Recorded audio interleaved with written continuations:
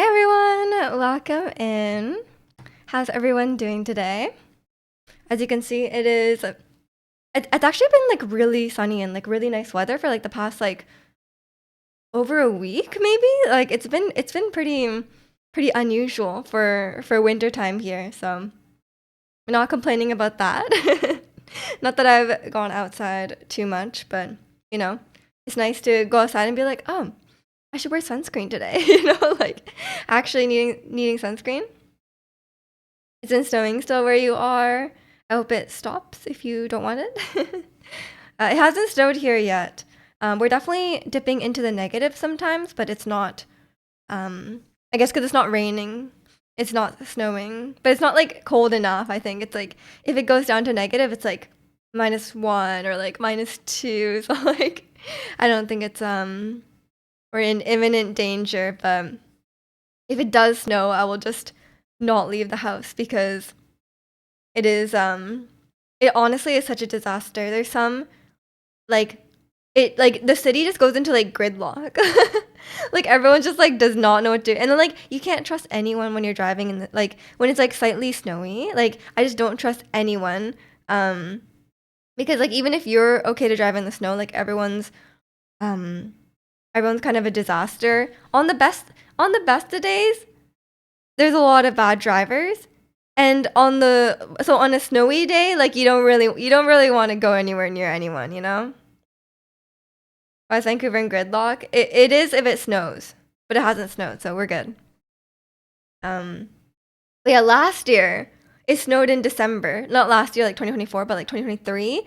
It snowed in December, and it was like I don't even know. Like it was maybe like few centimeters, nothing crazy. It was like a few centimeters of snow, and I had some coworkers who were like, "Oh yeah, my normally 20-minute drive home took 11 hours." I was like, "Oh, that's great," because like they just couldn't move at a certain point, and some people started like ditching their cars and stuff like that, because like at that point you're like stuck in your car for like you know 6, 8, 10 hours. So it's like, what are you gonna do? Like you need to eat. You need to eat. You need to you probably need some water. You need to pee. Like what do you like? You can't just stay in your car for that long. I don't even know what I would do in that situation. Um, I think a Canadian city would have residents that understand snow driving. Yeah, who knows? Who knows? Like, it's not even that unusual for it to snow here. It's just like every time we have the first snowfall, it's like a disaster. So it's like every year, it's like we've never seen snow before. You can carry food and water in your car. You sleep in your car. Yeah, I have a lot of water in my car. Um, I don't really have food. I just have like Cliff Bars, which is like, I guess in a pinch it will do. Um, and then I have blankets. I have like one blanket, I guess. And I feel like I'd be fine. I could stay in my car for like, you know, like 10 hours or something. I feel like maybe not multiple days. I'm not prepared, but it wouldn't be too bad. It's about that switch too for the drive home. I mean, it's not even a drive. That's the thing. Like you just be like, I think it just like you can't move. Like everyone just turned off their car. I guess it would be really cold. I feel like that's why I always like, even if I'm just driving somewhere and like not really leaving the car, I always bring my jacket if I'm driving. Just because like, what if your car breaks down or something, right? Because even if it's not like an accident or something, like what if your car breaks or like you have to stop or whatever, and like at a certain point you want to turn off your car, right? You can't just leave the heater running forever. So I always bring my jacket like just in case something happens and I'm like stuck outside. I think I would be really upset if I didn't bring my jacket. That's usually I'm thinking ahead in like that situation. I have food and water. It's all good. I don't have those like I don't have those like what do they call them? Like the emergency bag, the go bag. I don't actually have that. Like I have some like I bought like bottled water. So like I have water. Like in case there's like an earthquake or something, you're supposed to have like something prepared. Um but I think I have all the things. Like I have water, I have a flashlight. Don't really have a lot of like canned food, but like I'm sure I could dig some stuff out of the pantry. I do have those things, but I don't have it like all prepared in a bag. Maybe I should do that at some point. Because I think like, what do you really need if you're like if there's like an earthquake and like you have to just have to go, or like there's like like for example like the wildfires and stuff like that, maybe you just have to go. Like, what would you bring? I guess just the only thing I really need is like my passport, my phone, and then I guess like chart like a battery pack. Battery pack is probably really helpful. I don't know if the cell towers will be working in that situation, but at least you'd have your phone. You have 3 go bags? Oh my gosh, I feel inadequate. I should really prepare mine then. But yeah, I should. I mean, okay, if I was like dying, yeah, if I was dying, I guess you don't really need your passport. But like, I think it's one of those things where like, if it's like, if your house is gonna like burn down or like fall down, wouldn't you want your passport? So you don't have to replace it later? But I guess, if the city just like burned or like earthquaked and like everything fell down, then I guess you don't really have to worry that much. I think your life is more important, but you may as well bring it if you have time, Like if it's already in there, you may as well just bring it. I don't know what else. I don't think there's anything else I would really need. Yeah. I don't think anything is. I guess as long as I have my glasses, like that's what I always think about in that's what I always think about when I like in like a apocalypse situation. I'm like, I'm blind. Like I literally cannot see. My vision is so bad that like I have my glasses, yes, but like if something happens to my glasses, like if they break or like not that I've ever broken my glasses, but like in an apocalypse situation, I could be fighting for my life. I could break my glasses, and at that point, it's like, I'm not gonna be able to see anything, and like I'm not gonna wear contacts in an apocalypse, it would be very unsanitary, and eventually they would run out, But like you'd have to just wear glasses. So until I can get laser surgery, I need to prepare for this. Yeah, it's a. I feel like I wouldn't survive very long because of that, It's just like bad vision. Like, what can you do, I have like at least 2 pairs of glasses, so maybe like I would last a little bit longer. Just have to like always have those. But hopefully I don't. Hopefully, one, I can get LASIK or like whatever surgery, and then 2, like the world doesn't come to that. And welcome in, social. Hope you're doing well today. It's that is something I have considered, but it's fine. It's fine. I don't have much I don't have much like survival experience, And welcome in, Mike. Hope you've been doing well. Doing a high vibe, dawdling on warm-ups before gym. Good luck. Have a great workout. That funny last night one of your ankles is angry. The realities. I feel that. I feel like my back has been weird. When the looting starts, go loot glasses in your prescription. I don't think they just have them lying around like that. You kind of just have to get them made. 1 bag is just a car, and 2 for me, and the other just for a backup. Wait, so you have 4?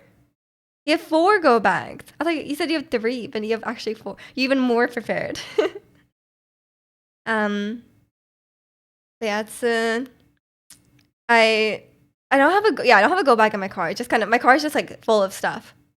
That's kind of what I like about, like, as much as it would be nice if you didn't need a car just because it's like cheaper and stuff. But the nice thing about having a car, you could just put so much stuff in there. Like I just have like so much like backup stuff in the car, Well, like if you take transit somewhere, you can't just like bring everything,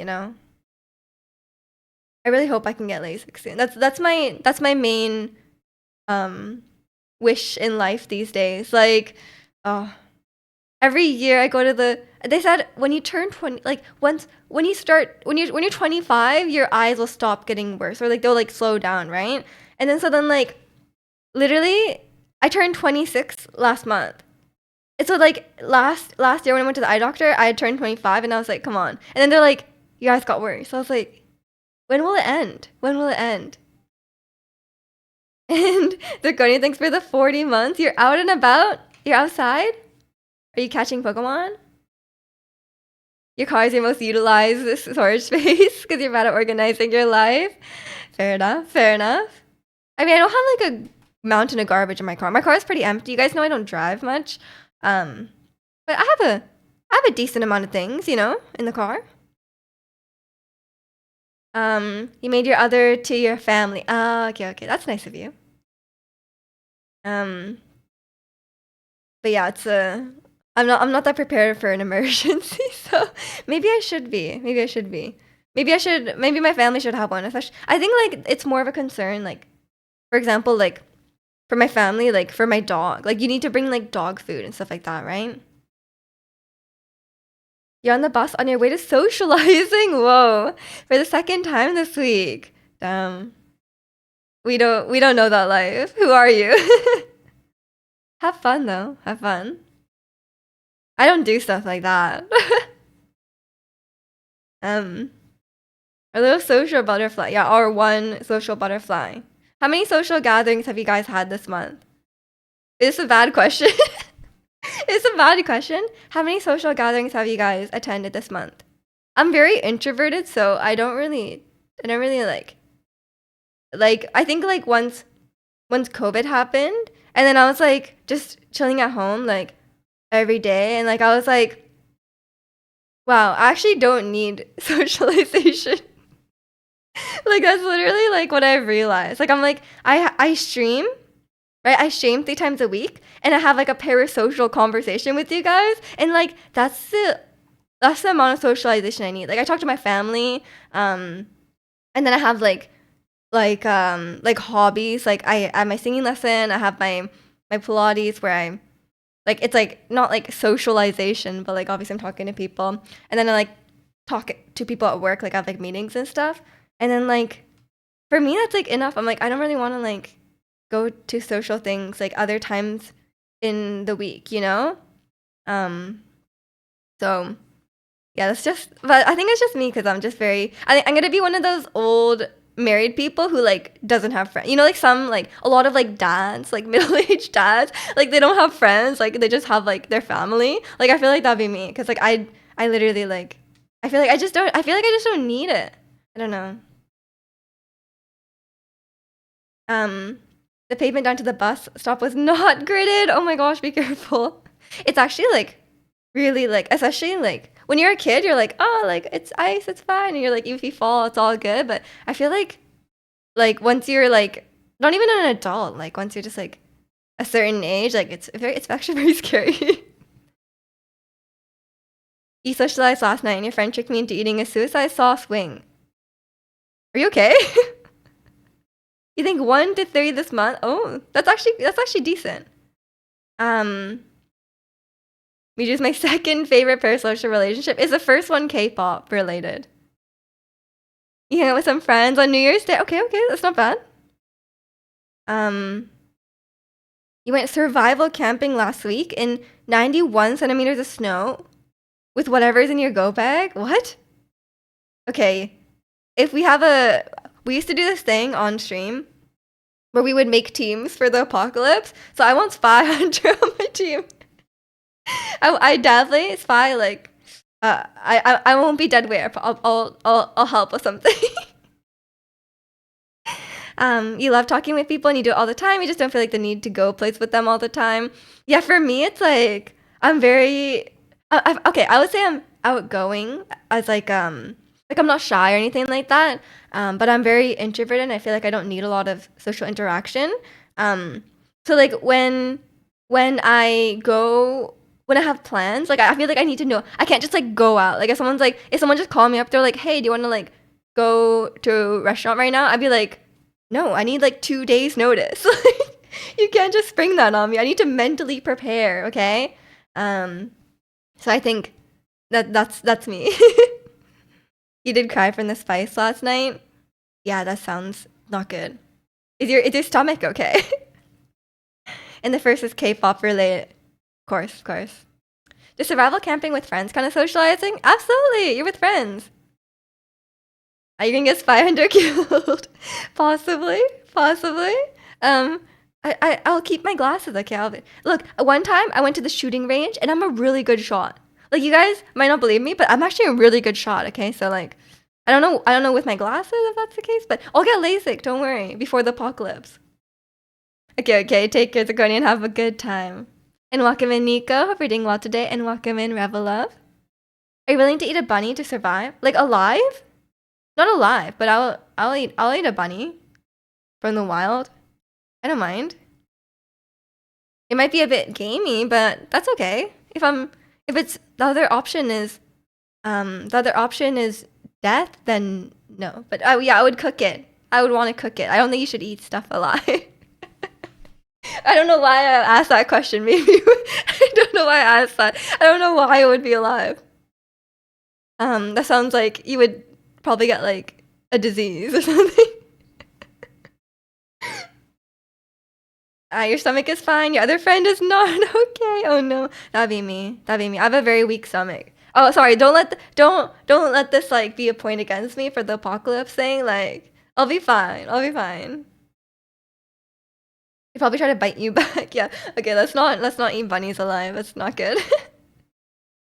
But yeah, the answer is yes. If like if you're in an apocalypse situation, you have to hunt food or like get food of some sort, you know? And honestly, when you think about it, it's probably more humane than the meat from the supermarket, you know? It's just like you'd have to you'd have to get over your blissful ignorance of where the meat comes from. People I've known who've eaten rabbit have liked it. I mean, I'm sure it's fine. I would just assume it's kind of gamey. Like, 'cause I find like lamb to be quite gamey. Like as soon as there's like lamb or something, you could taste it, you know? Like you're like, or you can like smell it. Or like whatever. But yeah, it's not my go-to, you know, but if it was like a survival situation, yeah, I'd eat anything. I would actually eat anything. I think we all underestimate what we would do in a survival situation, you know? Rabbit stew is delicious. I've never tried it. I've never tried it. I'd like to remain ignorant to the meat. Exactly, exactly. You understand people that eat vermin, it's like eating rats. I mean, if you were desperate though, like if there was zombies everywhere, if it was like The Last of Us, I feel like you'd probably eat a rat, you know? Welcome in, Geo-san. Meat tends to take on flavors depending on what the animal's diet was. Fair enough, fair enough. I guess that's why they raise the meat in certain ways. You'd curl up in a ball and cry or sob. I mean, that's the thing. Like, I feel like we don't know what we would do in a situation until you're actually faced with it. You know, like I feel like we don't really know what we would do in a life or death situation unless you've actually been there. You know, because I feel like we just have like some people just have a natural instinct to like run or like, you know, like fight or flight, that kind of thing. You learned that when you were looking up what penguin did. Why do you need to know that, Mike? Why would you eat the penguins? We could be farmers. Miji will be the hunter. Yeah, I'll be the hunter. I told you I have a good shot. We don't have guns in Canada, so I don't know where I would acquire one in this survival situation. But if we had one, then I'm a good shot. Who is on my team? I think we all want to be on your team after this survival camping thing. You've done some desperate things to survive. Why were you... Is it in your camping? What happened? Do you, like multiple times? Maybe you should be careful. She'd probably sell you to who? What do you mean sell you? Am I a human trafficker in this situation? It was a slow day at work. The conversation took a turn. Fair enough. Fair enough. Yeah, I've never eaten any like weird meats. I'm pretty sure. Have I? No, I don't think I have. I don't think I have. And welcome in, Shaden. Hope you're doing well today. I mean, I've eaten raw chicken in Japan. It's quite common to have like chicken sashimi. But it's not like just raw chicken that you find from the supermarket. It's usually like what is it called where they like sear the outside? It's usually like that and it's like seasoned in a certain way. But I only had a few bites because I was worried I would get sick because like I said, I have a weak stomach, so I feel like maybe it wouldn't sit well with me. She'd shoot us when her glasses break. I'd be like, is it a rabbit? I feel like, but my ears would still work. It's fine. Don't worry. Yeah, it's Don't worry. I'm waiting. As soon as I am, what is it called? As soon as I'm a viable candidate for laser, like vision correction surgery, I will get it. Like that's all I want in life. I feel like that's like would be such a quality of life improvement. And welcome in, Firecog, my favorite chatter. No way. Hope you're doing well today.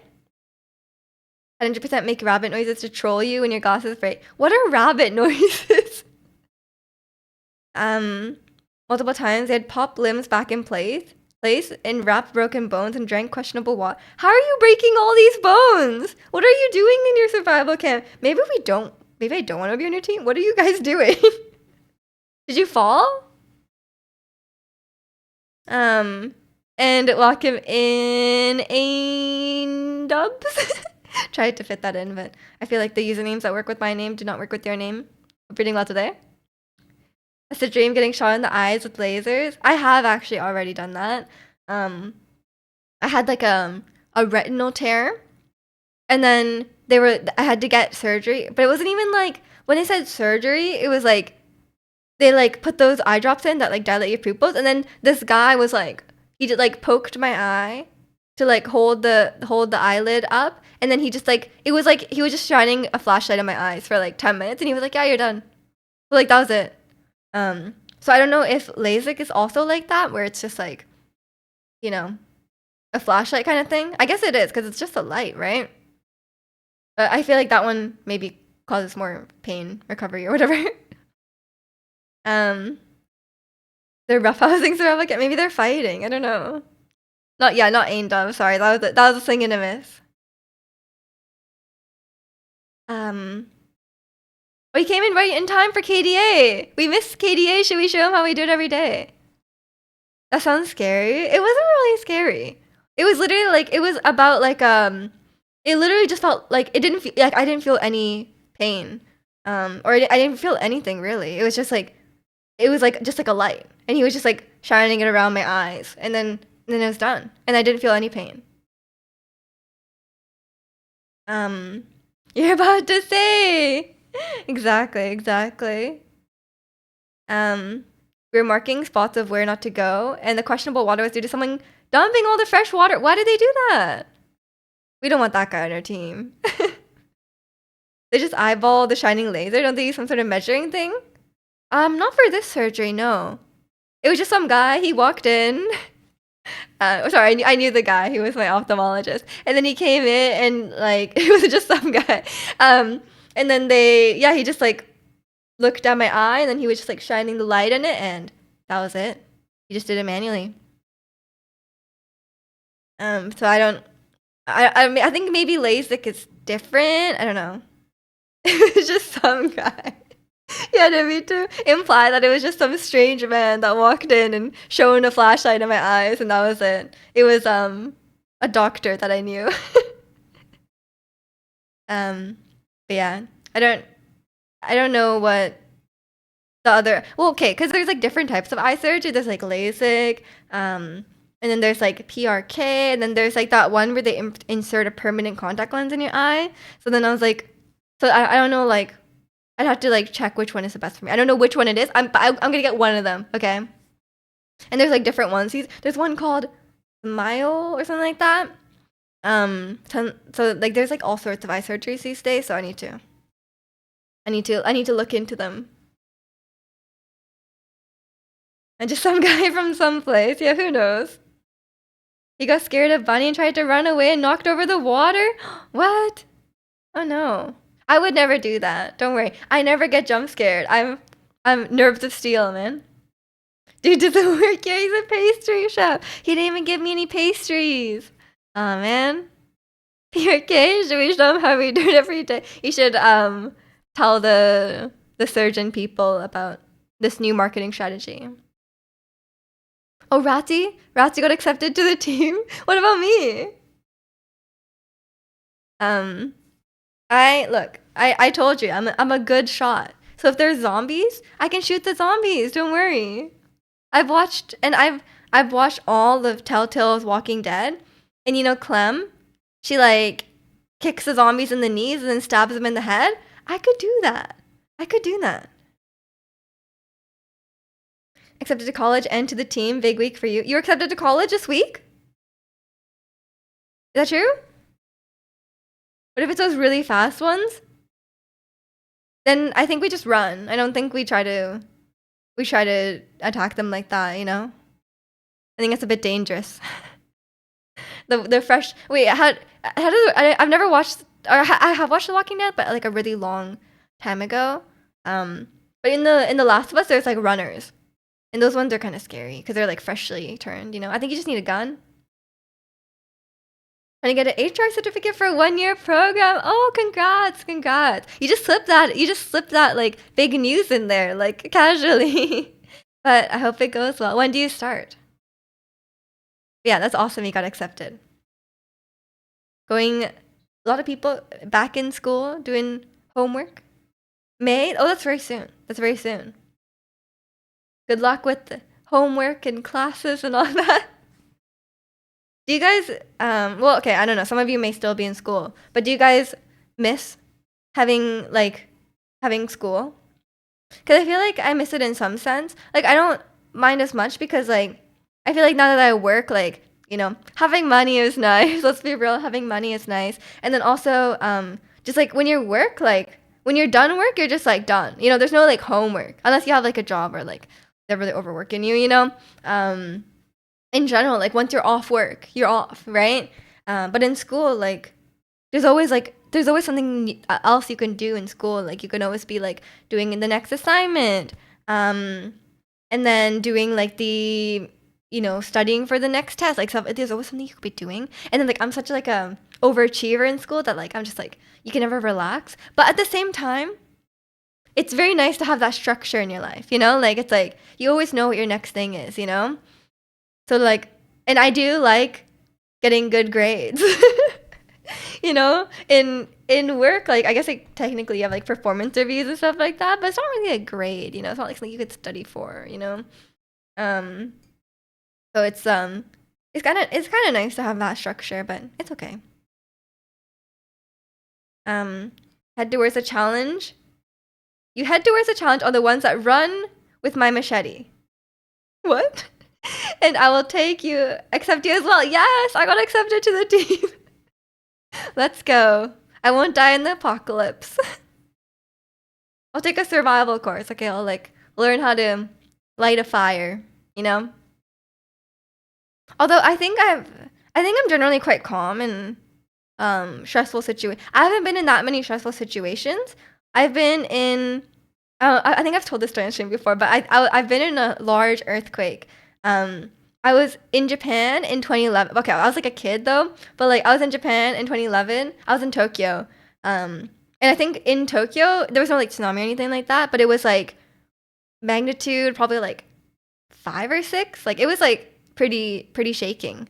But I think I'm generally quite calm. Like I'm just like I think I just like it takes a lot for me to get like I feel like I get more stressed about like emotional things than I do about like active life like like an emergency situation kind of thing. School and you never got along, none of you in the woods get along great. Fair enough. I might be the opposite. Me and you have different school experiences. I was kind of a try hard. Strength in numbers. You want to join our team too, Mike? You're welcome. What do you bring to the team? Can we have like an application? The application that I didn't have to go through. You want me to teach you? Oh yeah, I'll have to. Maybe I'll go to I don't know, whatever group. What like scouts? I'll join the scouts. um, did you live the earth? Yeah, I'm alive. Yeah, I don't think anyone died at the air. I was at the airport, and I don't think anyone died there. Because generally airports are pretty sturdy. Um, if you are if you are in a place when an earthquake is happening, I feel like airport is not a bad place. It's not very. It gets pretty. They're generally well built, and there's not too many things that will like fall on you. So honestly, and they're like very well prepared for the earthquake. Like we just stay there overnight, and they had like blankets, and they had food, and they had water. I guess because like it's an airport, they have all these supplies. So yeah, they had so many. They even had like sleeping bags, and they were handing out like all this stuff. And welcome in, Maestro. Hope you're doing well today. But yeah, I've also when I was in the UK, we accidentally started a small fire.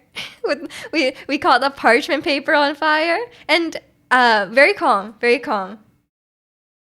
Have you watched those like Twitch clips of like sometimes streamers are like doing like a cooking stream, and then like the fire goes out, and then they just act like when your Sims like when your Sims catch a fire, and then they start like waving their arms in the air. Like some people do react like that. I think like I'm generally quite calm. I could just just like put the fire. It's all good. Just raid the airport shop. There wasn't any raid. It's Japan, Ratsy. It was Japan. Everyone was very orderly. And the food was just handed out. Scouts won't teach you anything. What? Really? What are they learning over there in Scouts? I never did. A lot of my friends did Girl Guides, and I was so jealous. As a kid, I was like, "Mom, I want to do Girl Guides," and I never got to do it. I think I just wanted to like, yeah, I wanted the cookies, man. Like, okay, although in Canada they don't have the same variety of cookies that you guys do or a lot of people that the US does. But I like the chocolate and vanilla cookies, but these days they're very expensive. They used to be $5, and now they're probably like $7 at least. They're quite expensive. But then like if some little kid knocks on your door and they're selling you cookies, how can you say no? Eating breakfast had a protein of eggs and refried beans and waffles. Whoa. Since you're losing weight. Like you're trying to lose weight, or like you mean you're trying to gain weight because you lost weight? That sounds delicious. This recently, I randomly had a craving for Eggo waffles. Like I don't know why. I haven't had them in like years. Like I haven't had them in probably like 10 years. I haven't had Eggo waffles. And then suddenly I was like, man, I really want Eggo waffles. So then I went to the store. Next time I was at the store, I got some. And I was like, damn, these are good. And I was like, wait, this is eye-opening, You're gaining muscle, so turning fat to muscle. I see. GG's on that. I feel like I've done that in the last like since I started Pilates, but then since I've done Pilates, but the one thing that I've been complaining about the last like 2 winters is that I feel like I get cold so easily because like muscles are like less insulating than fat, so like I was already like kind of more colder than average because I'm like generally like quite skinny, right? But then like now I think like the more muscle I gain, the colder I get. Like I think these days I'm just like freezing, Like the stronger I am, the more cold I am. And it's like that's the annoying thing, but you know what? I'll just wear extra layers, and I think it's can't really complain, Like it's like you want to be a little bit extra cold, but like have a good body and like be strong, like and like not have your joints constantly be in pain. It's a good trade-off. It's a good trade-off, but being cold kind of sucks. What's the longest you've gone without eating? I don't know. I don't, probably not that long. I've never purposely skipped meals. Um, so I don't know. I probably couldn't go very long. Let's be real. I'm like, I'm very much like I eat like small meals like often. I eat like small amounts of food often. So I feel like if I eat something, I want to eat something again like a few hours later. That's usually how I eat. Instead of just eating a bunch of food at once, I just eat a smaller amount of food like more often. I can do a push-up. I can probably do a push-up at this point. You gotta kiss that dad bod goodbye. Fair enough. Mija can beat Maestro in an arm wrestle. Like, oh, easy, Maestro. You're on. How much do you lift? Because I lift 5 more pounds on top of that. That's me. Whatever it is, I lift 5 more. So being fat is cheaper? Probably not in the long run in terms of like your like in terms of like health issues and stuff like that. But maybe in terms of like your heating bill, possibly. But surely like the bigger you are, the more food you have to buy, and like the cost of groceries probably, at least here, electricity is very cheap, so like the cost of groceries would really outweigh the cost of heating. Cause like I just got my heating bill for 2 months and it was $60. So it's not very expensive, and I have the heating going constantly. And you guys know I'm always leaving my lights on. I'm always running the laundry. I have my humidifier on 24/7. You know. Media list X plus 5 pounds. Yeah, that's real. It's real. Around 55 to 60-pound dumbbell for chest and 15-pound dumbbell at biceps. Oh yeah, I do 20-pound biceps. Yeah. Easy. I could do more even if I wanted to. I actually don't use weights or anything, so I actually have no idea. I mean, it's definitely less than you, but in Pilates we use springs, so there's no like weight attached to them. It's like springs, and like it will be body weight as well. Like sometimes you're technically pulling your own body weight, but it's like on like a spring, on sort of like pulley system. So you have to do a lot of like math to figure out what weight you're actually pulling, and I don't want to do that. And welcome in, Cookie. Hope you're doing well. Yeah, it's at home though. I do arm workouts at home, but I use like a lightweight, and then I do like just more reps, I think, because it's just easier, and that's the only weights I have. My mom got a new set of weights, so then she just gave me her old ones. So, you know.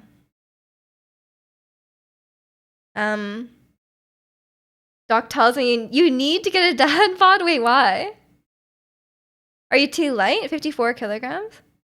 I mean, I guess it depends on how tall you are. Don't want to do the math or can't. I probably cannot at this point. Like I'm like imagining like the, like when it like 12th grade physics, like the what is it called, kinematics or whatever. I can like think of it, but I don't think I could actually do that. I mean, maybe if I had like a tutorial, if I could watch like a tutorial video, I could probably do it. But no, probably not. I don't even know the resistance of the springs we're using. You wish your doc told me that? My doctor doesn't tell me anything about. I mean, I don't go to the doctor very much, but I've never gotten told anything like that. I think it's just like I feel like your weight itself doesn't have like the whole picture, you know?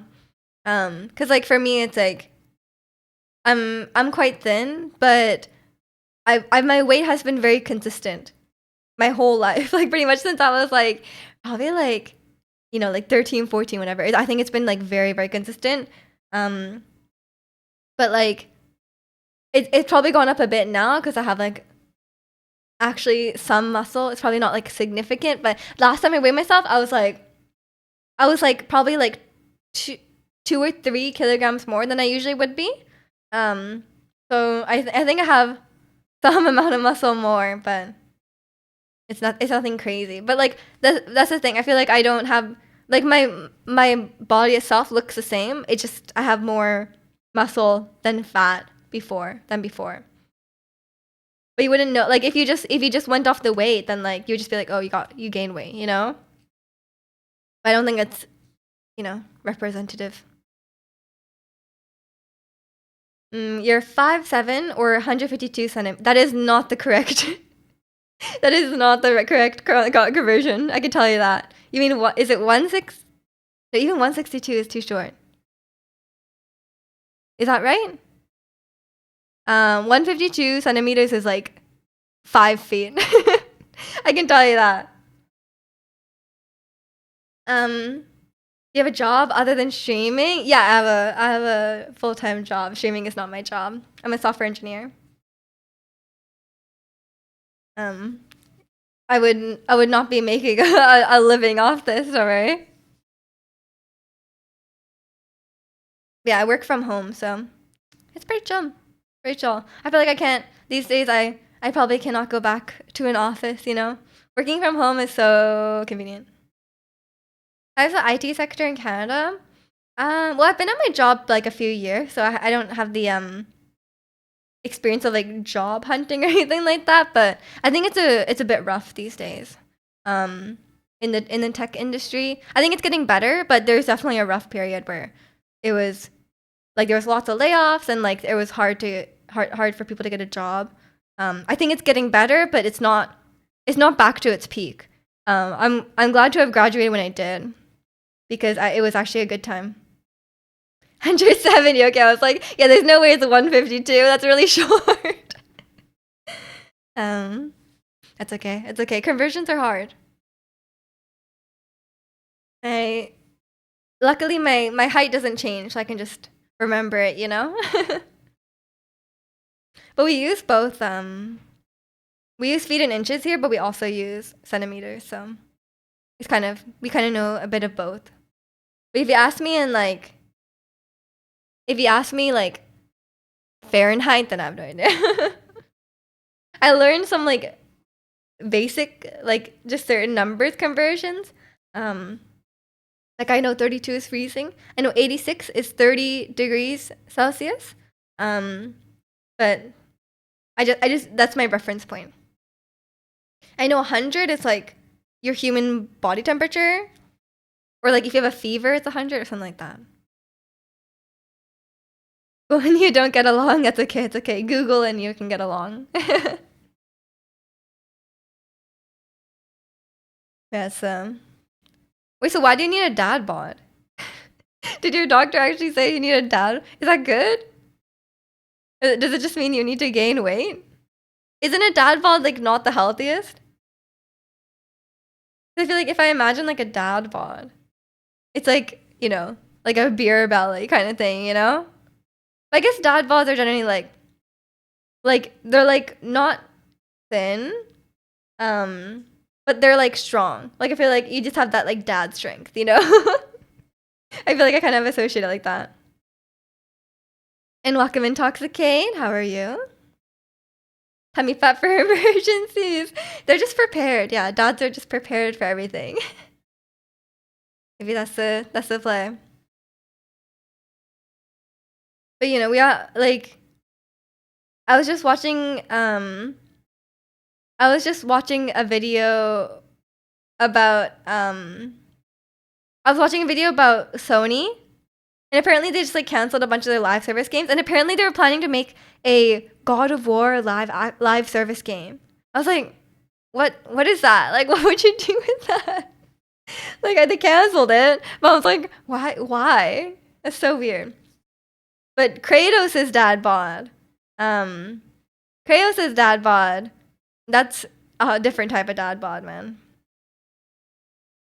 Dad bod is not healthy due to strong strength, but beer belly and vice versa.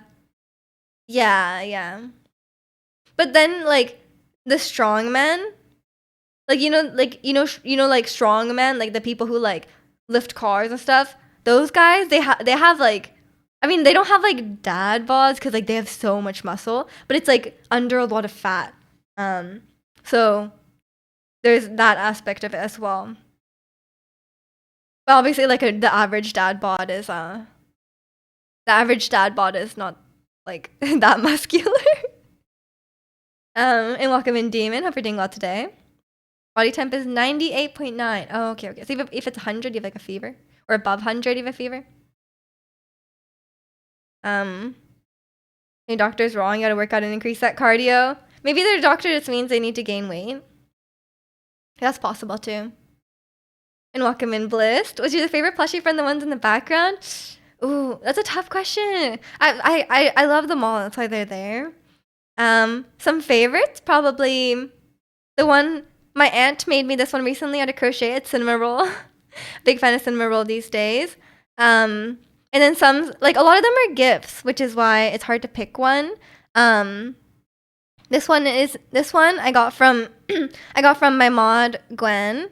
It's a sheep to represent Wales, and then I got this one from Zirconian, who was in here earlier. It's a moose holding like a Norway flag. And Jack got me this one. It's Kog'Maw from League of Legends, who is adorable. I feel like a lot of these are gifts. So it's hard to pick one. Like the only one I bought myself was probably the Globa one. The Globa one I got for a cosplay, and same with what's his name? Morpeko. Morpeko's for a cosplay as well. Well, only a few of them I bought myself. That's why it's like you can't get rid of them, you know? They're all nice to have in the background for sure. They get really dusty probably, but that's okay. I got rid of a few plushies, not from this shelf, but plushies I have in other parts of the house. I got rid of some because I have you know, I've been trying to get rid of things for like just decluttering. Your doctor says being 27 and weighing that much isn't good. Didn't you say you're 54 kilograms, 120 pounds? That's not very much. I don't think that doesn't sound overweight to me. I guess seems fairly light, no? I'm not. I don't have a good. I don't have a good. I don't have a good authority on that though. Don't take my word for it. But yeah, like I said, like I don't think like the actual trust what your doctor says. I would say yeah, trust what your doctor says. But get a second opinion if you think it's wrong. So is sometimes doctors can be like weird about weight and stuff like that. It's underweight. Oh, you mean weighing that little isn't good? I see. Yeah, when you said weighing that much, I was like, that doesn't sound like a lot to me. But yeah, that makes more sense. Yeah, it can be hard. It can be hard to gain weight. If it's like not your natural state of weight, you know, like I feel like it can be quite hard to eat enough. I think you have to be very strategic about it. And welcome in, Chicano. Good morning. How are you? And welcome in, Sacred. Like in the hair. Thank you. I feel like my hair is at such an awkward length because you guys know I had like short hair for a while, and then I've been like trying to grow it out a bit. But now it's like this length is like super awkward. I feel like because it's like just past my shoulders, but it's like not quite long enough. It's really annoying. Actually, I bought some hair extensions the other day. They haven't arrived yet, but I think it could be fun to, you know, change it up every now and then, you know? And also just so I can get past the awkward length, you know? It's really annoying because like these days I just wear a lot of like hair accessories and stuff like that. I just wear like a hat, just so I can not figure out how to style this because like I cannot be bothered. What are you mortals talking about? We're talking a lot. Yeah, we're talking about a lot of things. those things exactly. That's 500 said. How long have you been streaming on Twitch? Over 4 years now. Just over 4 years. It's been a while. We've gone through different phases, gone through different eras. I'm in my yapping era. Yeah, that right now we're just awkward. I know. It's annoying to like. It's nice to cut it off because it's just like immediate, you know. But when it grows out, it's slow. You're not keeping it short anymore. We'll see. I actually was like being a weirdo, and I was like looking at my VODs because I take pictures, right? But I was like, something that's good to see, like, something that's good to see, like, like different or sorry, to see it in like video form, because like pictures are one thing, but I feel like it's like to see it like in video form is like a bit more accurate representation of how it looks. And I was looking at my short hair, and I was looking at my long hair, and I was like, my hair, okay. I love my short hair. You guys know this. I love my short hair. But then like when I first dyed my hair back black, and then I had that like white streak in it, that first day my hair looked really good. I was like, damn, my hair looked really good. But then like obviously like my hair was very damaged. It had been bleached like a lot at that time. So like from there it kind of just went like it kind of just went like not great. Because the hair itself was not good. Um like by not good I mean like it was very dry, and like the color kept fading out because it had been bleached so much. I'm like, that hair is good too, but I'm not sure yet. I guess if my extensions work out, then that could be a test for the long hair. But we'll see. We'll see. I do like the short hair. I grew very attached to it, but I've already kind of started growing it out, so going back to the short one now would be like kind of annoying. I don't know what length. I don't know what length I would want, because I've had like different levels of short hair, right? Because I've had like really short hair, and then I've had like a little bit longer. It just depends. But usually I just cut it like really short, so then it would just like grow out. I could have like more time before I had to cut it again. You thought I was a new streamer? No, I'm an old streamer. Not even that. Am I that old? I don't know. Probably in like the Twitch, in the grand scheme of things on Twitch, I'm probably old because like I would guess like most streamers probably quit within the first year. Because like think about how many people just like start going live, right?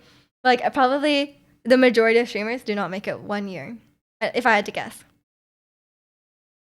Or people just like kind of dip their toe in it, and then they're like, ah, nah, and then they get busy or whatever. It's a big time commitment. Used to dye your hair so much your friend used to call you Skittles. That was kind of me. My hair was really, really damaged. So it was that's part of the reason why I ended up cutting it short. But I do like short hair as well. So I was actually like watching. I was like being like a weird stalker fan of myself. I was watching so many of my VODs, and I was like looking at the different hairs I had. I was like, I don't know what I want. I was like, ooh, I don't know what I want, you know? But it's nice to switch it up every so often. I think I will go back to short hair at some point. Grow it super long now, tangled. Well, if I grow it long enough, then I could get some like really long extensions, you know? That could work. Because, speaking of, we are in like a K-pop and yapping channel, I guess.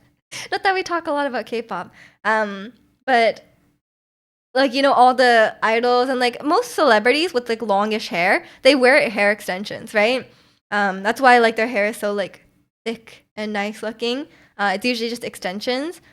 So I wanted to try it out because I'm like, wow, everyone has these, they must be something to it, and especially now with the medium like awkward length hair, kind of just want to see. So I guess I could decide if I really hate the long hair. I'm like put on an extension. I'm like, long hair, it's not it. But I feel like I look really different. I don't know. Like I feel like I was looking at my long hair era and my short hair era, and I look like I feel like it's like a different vibe. I think I definitely look like more. I definitely look more younger with when I have long hair, but maybe I was younger at the time. It was like a few years ago, to be fair, so that could be a part of it. But like, and I think with short hair, it gives more of like a cool vibe, like a more grown up vibe, I guess. But although like the long black hair with the streak was pretty edgy, I did look kind of cool, you know, if I say so myself. So definitely, yeah, definitely different vibes. Some celebrities need not to do, in your opinion. What do you mean? Usually they already have long hair, but they just wear extensions just to add more volume. Just have like very luxurious hair, you know. Um, Most of them are wearing it, but you wouldn't really know. It's just kind of like the default, the default look for them, you know. But some people also look very great with short hair. It's all part of it. That's you, IRL. Well, you need some bleached parts as well. Cause I feel like when I had that long black hair with the like I had like that white, I had like white in it, right? That was that felt very. It felt very like edgy. It felt very, or looked at least very um like not glamorous, but you know what I mean. Like it was more like fancy, you know. Um, but I don't know what I would. I don't know what I want now. I'm very like I don't. There's nothing that's calling out to me now. You know. You never want to dabble with wigs. I mean, the only wigs I've tried are like my cosplay wigs, and those suck. They hurt your head. Like it's like my scalp hurts so bad after like a few hours, but it's probably because it's like a cheap cosplay wig. And they never look that good because like again, they're really cheap wigs. I think like if you had a really nice looking wig, then it would be fine. But wearing a wig all day, I don't know. This doesn't sound that exciting, and they're really expensive, so it's not something I'd want to invest my money into, you know. Um, you don't think celebrities don't that you think they don't need hair extensions? I mean, a lot of people look really great with short hair as well, so it kind of depends. Um, but I think a lot of times they're wearing them and like no one even knows. It just looks like their normal hair. I feel like um a lot of times when people think of hair extensions, it's not like um just like the casually wearing them kind of thing, you know?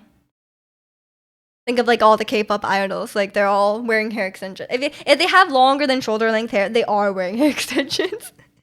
That's just how it goes. Um, get hair like Hulkenberg. What is that?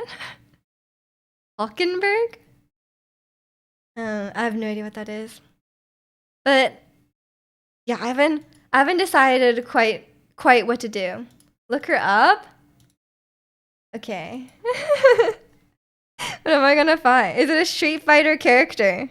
That's what I'm imagining. It's either a Street Fighter character or an anime character. Oh, she's from Metaphor. Okay, okay. Hulkenberg. That's a really strange name. German motorsports racing driver. Not this guy, right? This random blonde German man.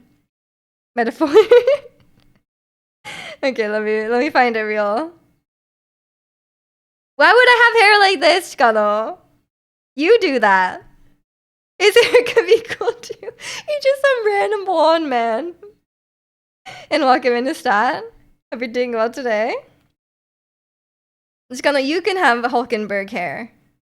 You would rock this. Just get a nice wig.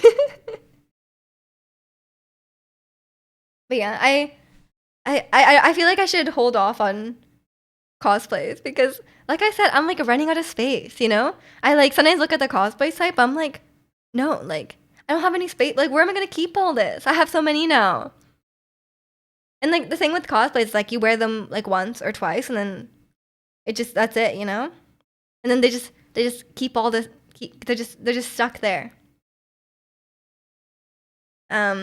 You love the color of your hair. You wish you could pull it off. Your avatar in Street Fighter 6 has red hair. You can pull that off. Give it a try. Brad Pitt does need hair extensions. Does he? What happened? Do people with short hair get hair? Or does Brad Pitt have long hair? I don't even know. I don't know much. You guys know all these random actors blend together for me.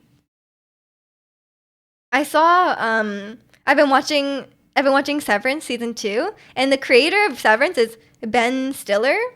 And he's like that comedy actor, right? And I was watching, like, they were like, oh, stay till after the credits. And there's like a behind the scenes. So I stayed till after the credits. And he was talking about the show. And I feel like I recognize this guy. Isn't he like,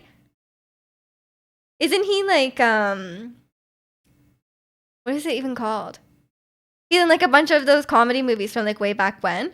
But apparently he's just like a very talented writer and director. Like he was talking about like, there's this like in in the start of season 2, there's like this really long running scene where the camera keeps like tilt, like going to the side, like a right angles, and it's really really cool.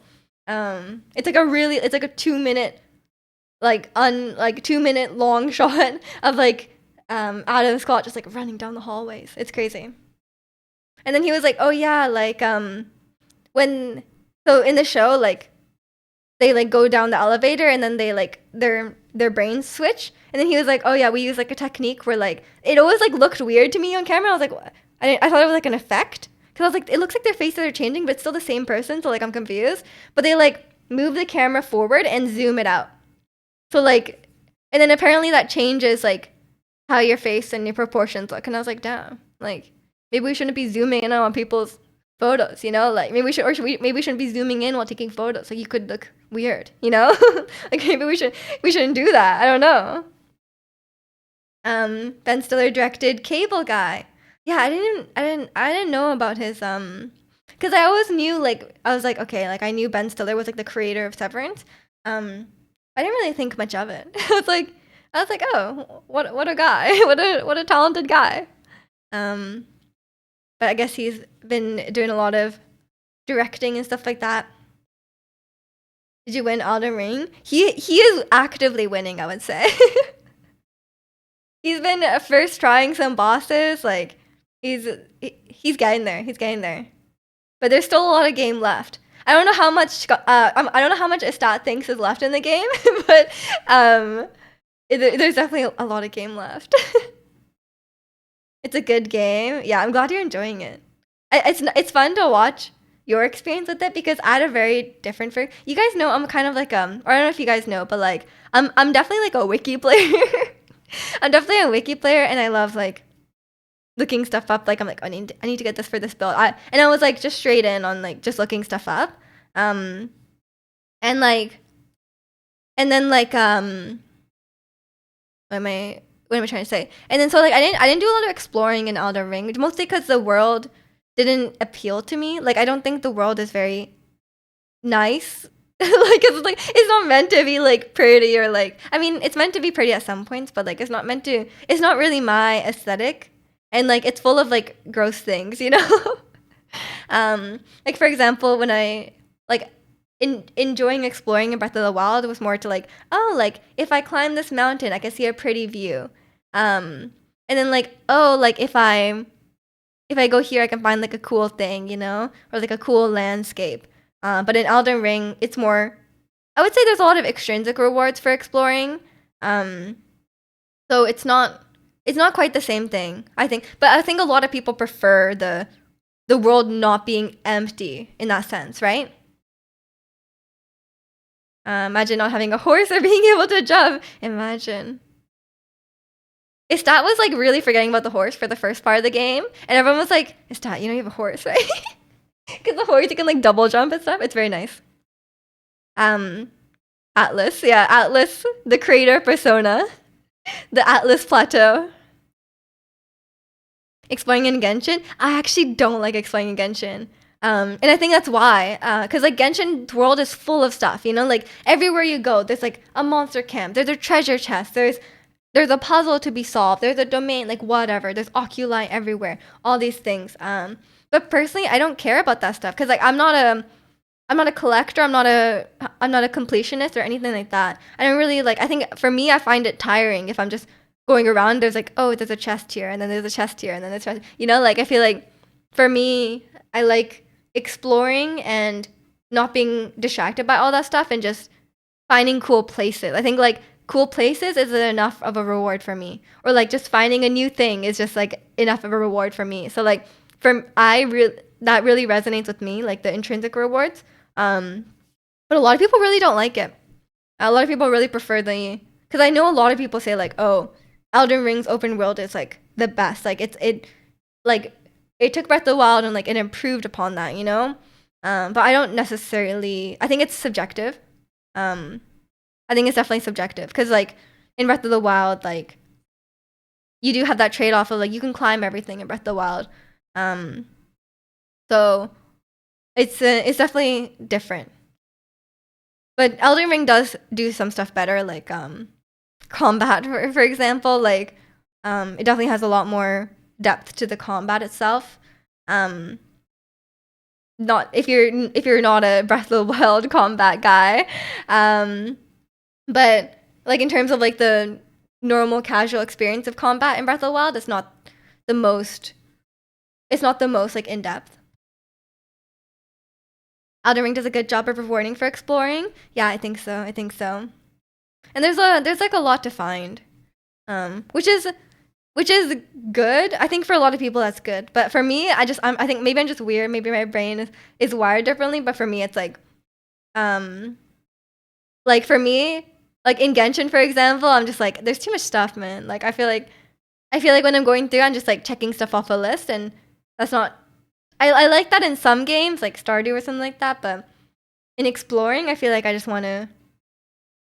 Like in Elden Ring, I'm just like every time I explore, there's like some guy, some like random mob attacking me, you know, and like they can kill me. It's like really annoying. If I had like maybe like a Majora's Mask or something in Elden Ring, that'd be great. There actually is something like that, but I don't know how well it works. But I think it's also because it's. I think another subjective point of it is like the aesthetic. You know, like I don't think the world is really appealing to me in terms of like the stuff you can find, and like I still kind of stand by this. I don't think I personally do not find the game pretty. Like I know a lot of people are like, oh, like you know, like especially like the part under like the underground map and like the certain areas are like really beautiful, but I don't find. I think it's the art style. I do not find Elden Ring to be nice. Like give me like a cell shaded, like washed out. A lot of people complain that Breath of the Wild is like the saturation is too low. I love that. I love a good low saturation. Maybe my tastes are just weird. Open world games overwhelm you. That's also a thing that can happen as well, especially if they're really big. Some games are so big, you know. Like I think there's like a good size, you know. Some games like just bigger is not always better in terms of open world. I think quality over quantity is good. They do a good job of having a variety of landscapes. In Breath of the Wild, you mean? Or in Elden Ring? I think they both do a good job. Somber spending stone too. I mean, you do find a lot of useless stuff in Elden Ring just because of how many items there are, and like just because of your build. Like a lot of items will be very useless for you just because it doesn't apply to your build. But at least you're finding stuff, and you do find a lot of useless things. Like how many times you find like beast bones or like the Roa plant or whatever. You know, it's like how many of these things do I need?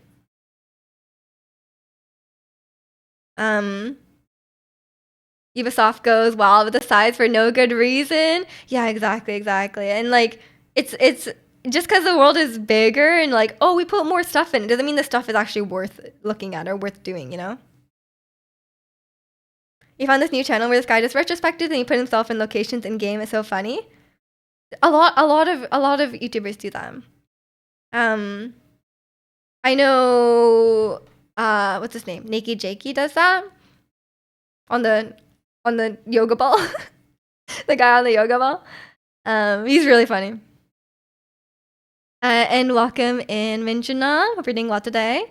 Burned out, exploring the world and all side quests in Final Fantasy VII Rebirth. They still haven't even finished the main story. The curse of being a completionist. Yeah, it can be. Sometimes it can be a lot. Like sometimes it can be too much to do. Especially JRPGs have this problem as well. Like there's a lot of content, which some people like, but it is definitely a lot. You gotta put good stuff in the big stuff to make it worth it, and even then, it's a question of should you. Yeah, that's the thing. It's like, should you? Like if you're a completionist, I think it could be like if you're completion, I think it could be like a double-edged sword. Like, yeah, like there can be a lot for you to do, but sometimes it's too much. And it kind of like could take away your experience of the game because like you're doing too much and you're too worried about missing stuff. And like you could just get burned out. And some games are not meant to. I do believe that some games are not really meant to be 100%ed. I just sit down on furniture and use props. Oh, I watched a guy recently who was like, the editing was insane. Like he was like, I watched a video about, I think it was about, he was doing a video about Resident Evil, and he was like opening drawers, like in the, he was like pretend, like he was standing in front of the green screen and he would like pretend to open the drawer, but then like the editing was very well done.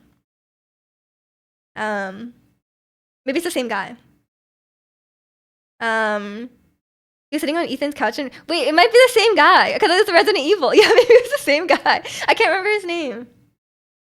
Maybe intentional, but also maybe you're not finding them. But the weapons don't seem that interesting. Like I found 2 to 3 interesting weapons so far, and like 20 generic ones. Yeah, that's no, that's definitely a big thing because like in Elden Ring, there's so many weapons. I think that's one thing that can be like a good and bad thing with Elden Ring is that there's a lot of stuff. There's a lot of items. There's a lot of weapons, like, and there's even more after the DLC. It's like that. There's a lot, and a lot of them are kind of bad. There's only like probably like less than half of them are quite good, you know.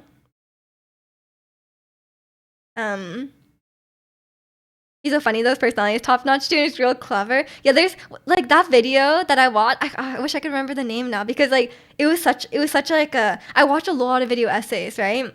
And usually it's kind of like the same old thing. And like I do enjoy them, but this guy was like, the level of quality and like effort that went into that video was insane. And it was really like usually I like just put it in the background, but that guy was like, oh, I need to watch this, you know, like it's really funny.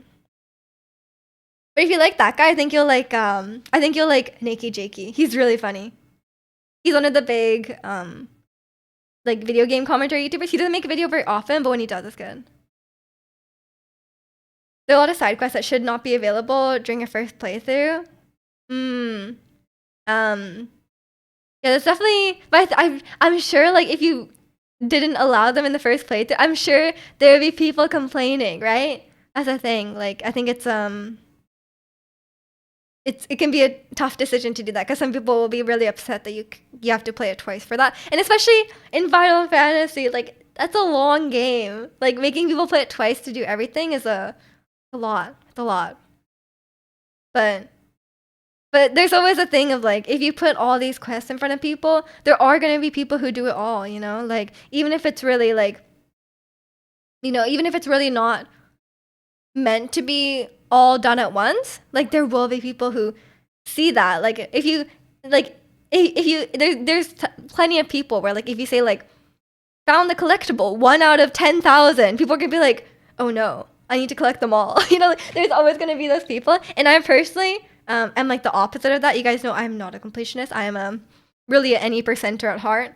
But like yeah, there's always gonna be those people, I'm pretty sure. And I don't know what that means for game design, you know, like should you take that into account? Because like most people won't, but like, should you? Can you put a video in your Discord for me later? Check it out. Yeah, sure. I don't know which. He's in a lot of games. Your OCD requires you to complete all. Yeah, I don't think I've ever 100%ed a game. You guys know, like, I mean, when I used to play games on stream, you guys, a lot of people are like, I run past like chests and stuff in games. Like I'll run past the item, I won't pick it up. So like I think I'm very much the opposite of that. So I don't fully understand the mentality, but I know it exists, right? But for me, it's like, I don't know. Unless I'm like actively looking for something, I think I don't usually go out of my way to pick stuff up. Pokemon mentality? No, but I think they've stopped including gotta catch 'em all in their marketing because there's too many Pokemon now. You can't catch them all. After the Dexit, you know, like you can't, and even then it's like they're not all in one game. It's crazy to me when people finish a game and then immediately go after for 100%.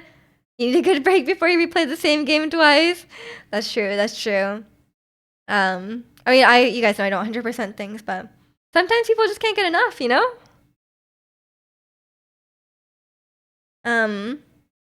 Gotta push every button, flip every level, open all the chests. Oh no, maybe you shouldn't play JRPGs, Inchinal. That's just asking for a struggle, isn't it? Like, play something short that you could 100% easily.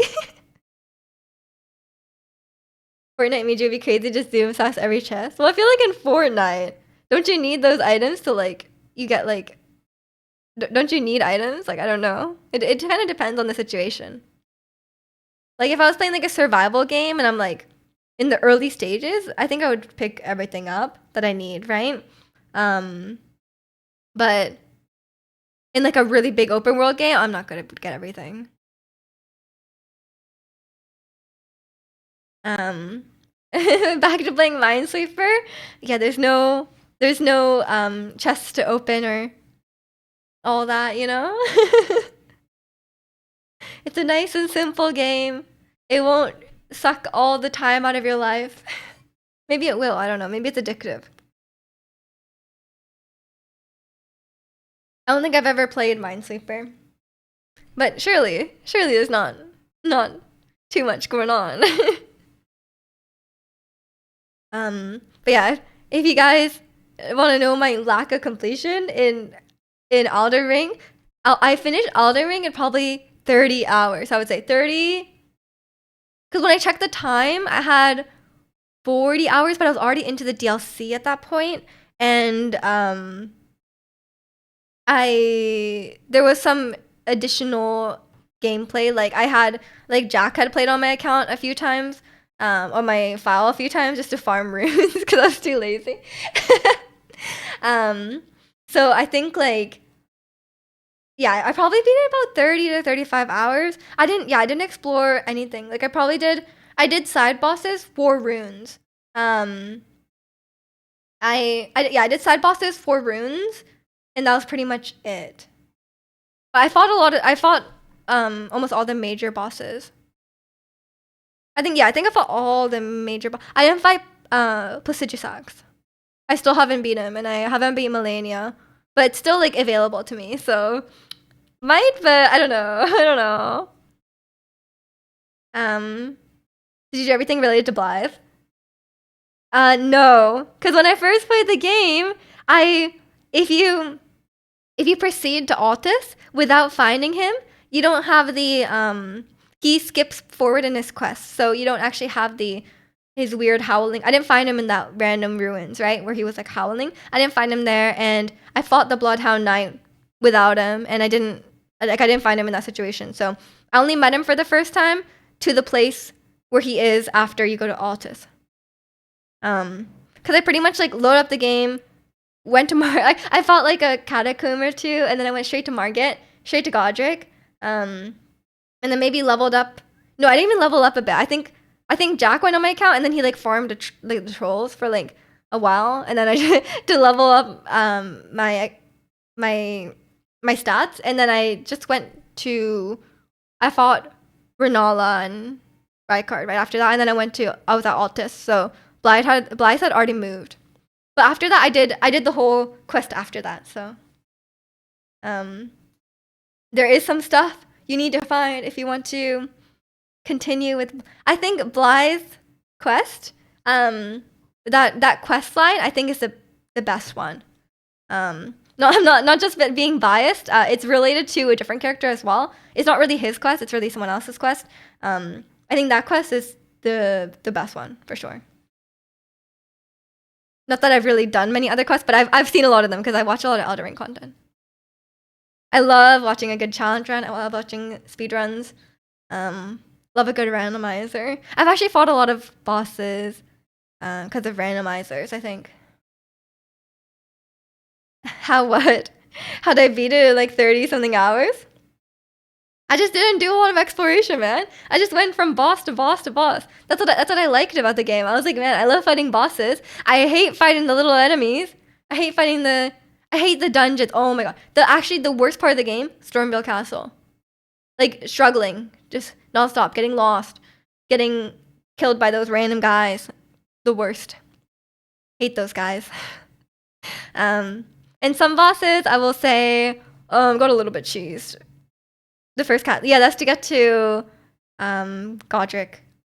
That, like, you know the side area where you like the birds, and then there was that room with that guy in it with the key. That whole area, I was stuck in there for like an hour and a half. I was losing my mind. I was like, I hate this game. Let me out of here. That was the worst time I had, I think. Although, but there was some platforming sections where kept falling down, so that's annoying too. I definitely struggle. I'm very like reckless, like running past enemies and stuff. So I die a lot to like little enemies. Why Infa is the best? What? What is that? Yeah, I'm just a speedrunner. Yeah, you guys. I'm going for the world record. You know. All the games and the name people in place, I'm so bad. The names are like purposefully confusing. Like there's no need for like the names are all so similar, right? So for me, like even after playing the game and like after playing the game and like getting stuck on the bosses for a while, I I now know them, but like even after watching a lot of content, I'm like the names are so confusing. And they're like obviously very similar, so y'all excited for Ninja Gaiden 4? I don't know what that is. Impa is a challenge runner for Souls games like No Walking, Cannon Build, etc. Oh, I don't know this guy. I should look this up. I love watching challenge runs. Maybe I've already watched some. Let me see. Let's see if I feel like I've watched like every Elden Ring challenge run video on YouTube. So maybe. Let's see. Elden Ring. Did they have an Elden Ring playlist? No.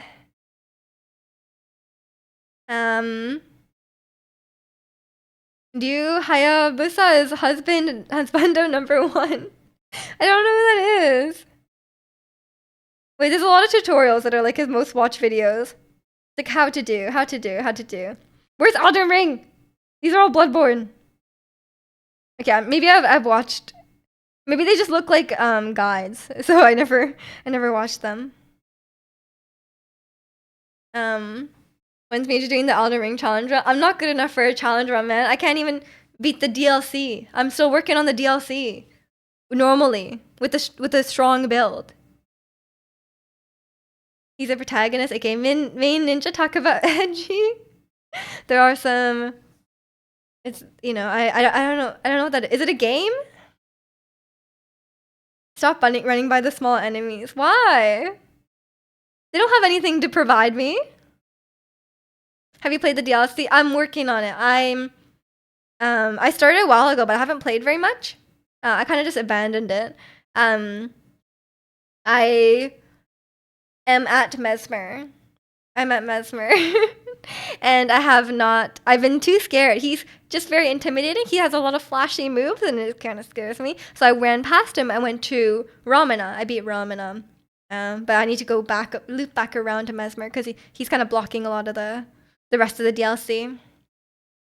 When I fought the Sunflower, and man, that thing was making my game so laggy. And the camera was a disaster, but I beat him. What was the toughest boss for you? In all of it? I had the most trouble with Malekith. I have a lot.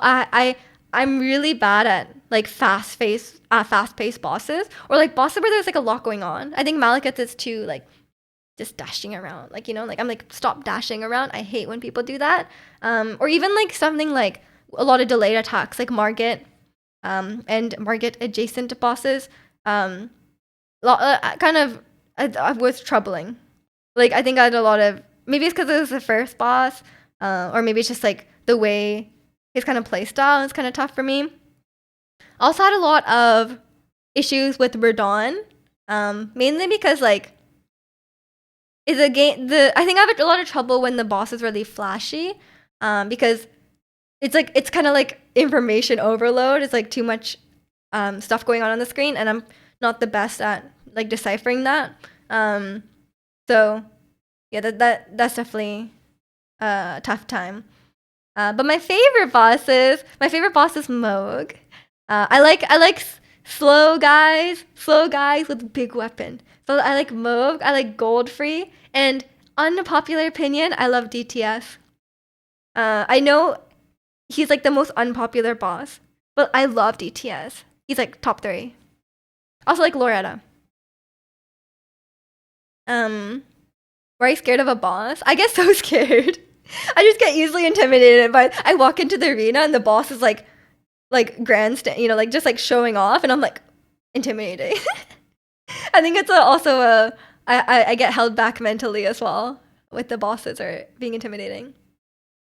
The assassins are pretty tough because they don't ever seem to stop. Yeah, some bosses. Oh my god, there's a boss in the DLC, and it's also like an NPC, like humanoid boss, and it has like so much hyper armor. It's so stupid. I'm like, the bosses with too much hyper armor are the kind of just the worst, actually. Just need sub surfers at the bottom of the screen, it turns into TikTok. Yeah, I cannot. You guys know, like, I think for me it's just like, I'm already very focused on like the controls. So I feel like I'm focused on the controls and I'm focused on the game mechanics. The game has a lot of mechanics, right? So like, it's very. I've never really played. Like I played a little bit of Dark Souls. You guys know I played Dark Souls at one time on stream. But this is really my first kind of game like that. I played like God of War, but I played God of War on like the easiest difficulty, so it wasn't really like I didn't really engage with those mechanics the way that you know I have to in Elden Ring. So it's definitely there's a lot of mental stack going towards like doing the controls correctly, and like like all the mechanics, like, oh, like I have to like do my weapon, or I have to like I have to like focus on the stagger or focus on the bleed or like all those things, or like any buffs or whatever. So it's hard when there's a lot going on, I think, or when there's more than one enemy. It's kind of tough as well. I cannot keep track of more than one enemy. If I hadn't, if I hadn't summoned Bernal for Godskin Duo, I think that would have been my hardest one. But Bernal soloed it. I summoned the guy and he soloed it. I was like, thank you, Bernie. Like, what a nice guy. So if you guys are ever, I know Godskin Duo is probably the most hated boss in Elden Ring, and it is the most unfair, to be fair. So if you're ever struggling, pro tip, there's like another door. If you like go down, there's like another door, and Bernie is right there. Summon Bernie. He solos it. He's so strong. I think he's the best summon, the NPC summon. And welcome in, Reem. Hope you're doing well today. Play some Dark Souls. You played one time? Yeah, I'm like basically like a veteran Souls player. I played one boss of Dark Souls 3. It took me 3 hours. Pro. Pretty much pro. Adding one additional enemy suddenly becomes so much harder. I agree. And, well, okay. I will say some of the duo fights are not well designed. Like, this is a common, like, I've watched like every video essay about Elden Ring on YouTube, but like this is a very common criticism that people have. Sometimes they will do a duo fight where they just like put two bosses that were individual bosses, they'll put them together. And it's like, that's not really how a duo fight should work, right? Like unless they're very synergistic in that sense, you can't just put two of them in one room and just expect it to work, right? I think they have to be like specifically designed to be a duo fight. And the boss that people complain about, Godskin Duo, is really not meant to do that. That's why I think a lot of people really, really don't like this fight. You'll see it one day. Bernie Sanders. Yeah. I summoned Bernie Sanders to fight Godskin Duo, and he carried. This old man. No. There's this guy named Bernal, and he has like he heals himself, so I think that's why he's so good, because he doesn't die immediately. He can heal himself. So he really carried the fight, man. I was like, man, I don't need to do anything. I'll just stand here. Thanks, Bernie. Um, love that guy. I'm not sure how it did like trigger him to be there. I can't remember what it is. Doing cooler if he was sent. Maybe he plays. I don't know. Who knows? Okay, I'm just going to the bathroom. I will be right back. Enjoy. I'll pause Rosé for you guys so you can enjoy Rosé when you come back. But I'll enjoy the Mallow Mart in the meantime. Rosé or Mallow Mart, either one. Okay. BRB.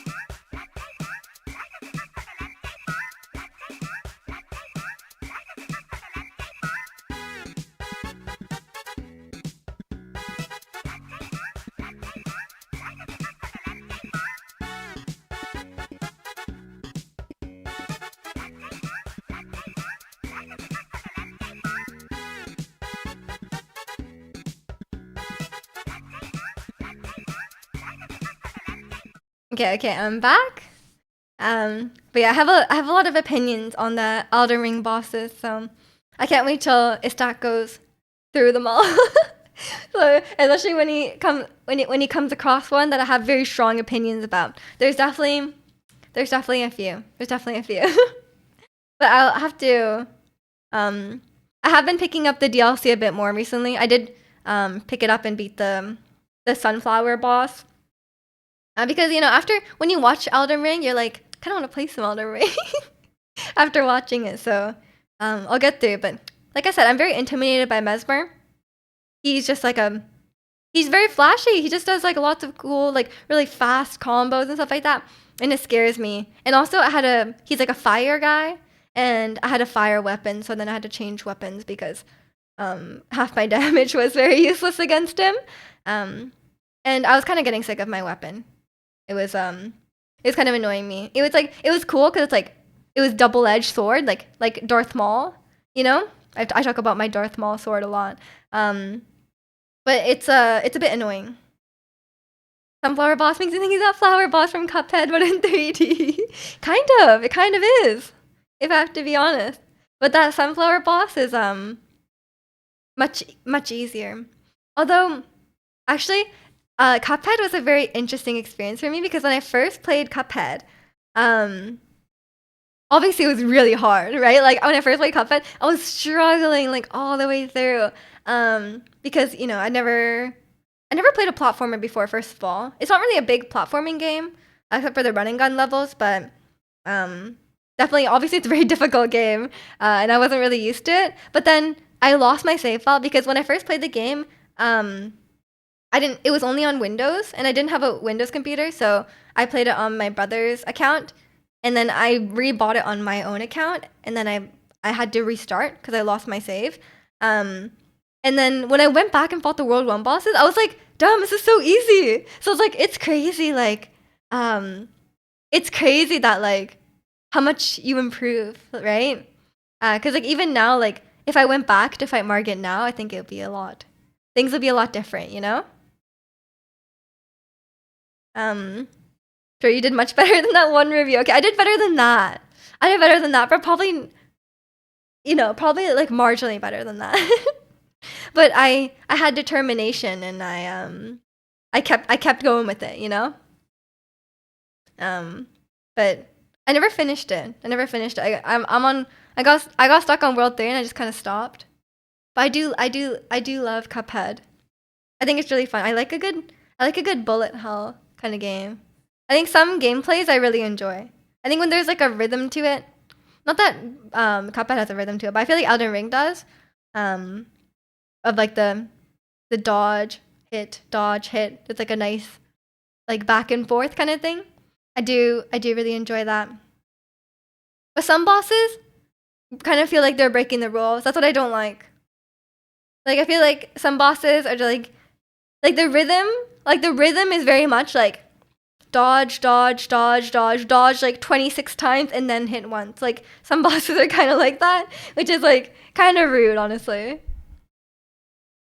Speaking of rhythm, will we ever get another Beat Saber stream? I have been playing some Beat Saber recently.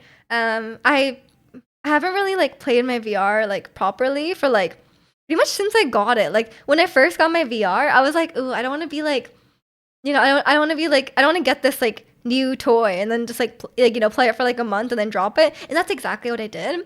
Um, but it actually ended up being okay because I realized um, it's a really good thing to play with like your family and stuff, right? Like even people who aren't really necessarily into games. Like my mom got really into it. I think it's just because it's very easy to pick up and play, right? It's not like there's no like barrier to like the controls, like the controller, or like learning like different mechanics. Like I feel like there's a lot of games in VR where it's like kind of like Wii Sports, like everyone can kind of just play Wii Sports because like you just hold the controller and then you like play as if you would in real life, I think that's why like I found VR quite fun to play with everyone because everyone could just pick it up. Because every time we would try to play even if we tried to play like say like Mario Party or something as like a family, it's actually like quite a big hurdle to like show like even playing VR. I have to keep telling my mom which one is like the A button and which one is the B button. She's like pressing the buttons on the back. She's like, which button is it? So I think I had a lot of fun, letting other people use my VR. So I think I got enough enjoyment out of that. But recently I picked it back up and I've been playing Beat Saber again. But I'm so rusty. I'm so rusty after like not properly playing it for like a year. So not going well. I lost all my custom songs because I accidentally like downloaded a new mod manager and then I accidentally deleted everything. So that's my bad. So I'll just restart my list from scratch. I kind of remember what I had. So yeah, but then a lot of the custom songs that people have mapped, obviously the people who are invested enough in Beat Saber to like map songs are like very good at the game. So a lot of times when I want to play a song, like I wanted to play Apatu, and I was like, oh, that'd be so fun. There was the only expert, and then I tried it, and it's like way too hard. Like 10 seconds go by, and it's like already failed. So I was like, okay, like maybe I'm not good enough for these ones yet. So I was trying to go through and find ones that are like normal, hard. I feel like that's an okay level. And then I was like, oh, let me try. There's like a Beat Saber DLC. You have to pay for it. But generally, like the officially released ones have like all the difficulties, right? Unlike a lot of custom songs, only have like expert or expert plus, because the people making them are like very very like experienced Beat Saber players. So I bought like one of the Metallica songs because that's a new pack right now. It's like Metallica. So then I bought one of the Metallica songs, and then I was like, oh, it's like it's like an official DLC, right? Surely it won't be that hard. So then I put on hard, and then I got through like most of the song, and then there's like a guitar solo at the end, and then I just like completely failed at the end because it went so fast, and I was like, oh my gosh, like why am I doing so badly on like the official Beat Saber? It's not even expert, it's hard. And I was like, oh man. I I I put on normal, and then I didn't even get S rank on normal. I've fallen off, guys. I'm washed. I'm washed on Beat Saber. Singing during a Metallica guitar solo is so funny. It goes so hard. Um, I heard that song on. I never was a big Metallica fan, but I know that song was on Stranger Things. Um, but like they only had the main riff like at the start, and then Eddie later he plays like the solo at the end. And that solo is like fine, but then there's actually like a whole like bridge section, and I was like, man, this bridge section is nice. So I was like, I was really enjoying that part. But then yeah, it's kind of fun on Beat Saber because the end solo goes so hard, and it gets like it's like a big like pop off at the end. You know, it's fun. Metallica, that's me. But I only bought one song because each song was 250. So that's like it's kind of steep just for one song when I can get all the songs I want for free, you know? But a lot of the custom songs were too hard, so I have to like there's a lot of and also there's not a lot of metal songs on the custom levels because most of the people like mapping the songs like it's just like weeb songs, right? Like I was looking for I was looking for like Broadway songs, not a lot on Beat Saber, which is like fair enough. They're not really like meant to be like they're not like rhythm game. You know, they're not really meant for that. And what else? I was even looking for stuff like Anti-Fragile. There's only two maps for that, and there was like expert. Yeah, and Polyphia songs are so hard. You can imagine, right? You can imagine Polyphia songs on Beat Saber. I had a few.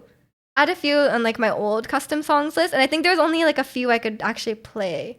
Because most of them were just like expert, right? Because like if you're making a Polyphia song on a rhythm game, it's gonna be tough, you know. So it was once I get better, I can definitely play some. I'm better to like I'm excited to like get better at the game so that I can like play a lot of these more difficult custom maps. I think it just like kind of requires like just getting used to it because I think when I first started playing Beat Saber like last year, after like a few weeks of playing, my skill improved like a lot. It's mostly just like getting used to it. In Wakamin Cafe, is there Fearless? I looked for Fearless as well, but I couldn't find it because I just searched for Fearless, and there was way too many like it was too generic of like a search term, and there was a lot of like random weeb songs that came up, so I couldn't really find it. But obviously, I think yeah, there's a lot of there's a fair amount of K-pop, but there's a lot of J-pop because rhythm gamers are weebs. Like us, even on Beat Saber. I think Beat Saber is the least weeby of rhythm games, but still a lot of weebs for sure. But I did download some J-pop songs. Like I got some YOASOBI songs. I got some Kenshi Onizu songs, which is really fun. So his songs are really good on Beat Saber. That's the thing, because there's so many J-pop songs. There's a lot of really good quality. There's a lot of really good quality maps. And then I also have got some Porter Robinson songs. So I was like, you know, the weeby songs are gonna be good. There's always good mapping. There's a lot of good mappings for video game music as well. Like I love like Undertale and stuff like that. I actually like randomly.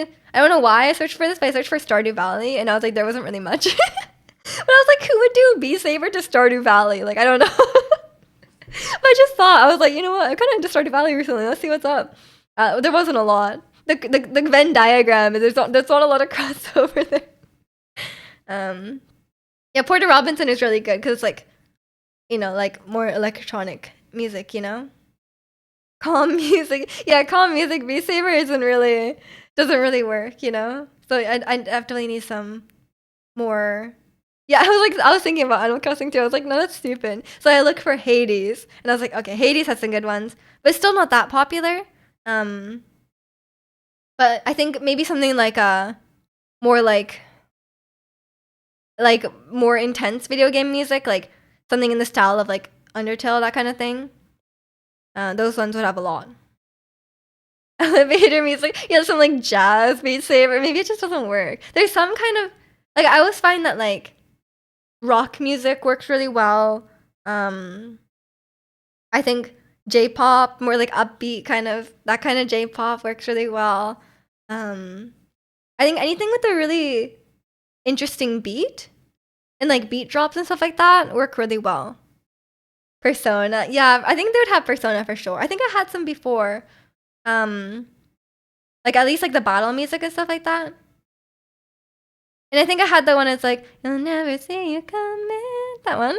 I think that one I had before, but I can't remember what it's called. It's called like "Wake Up, Get Up, Wake Up." What is it called? You know that one, right?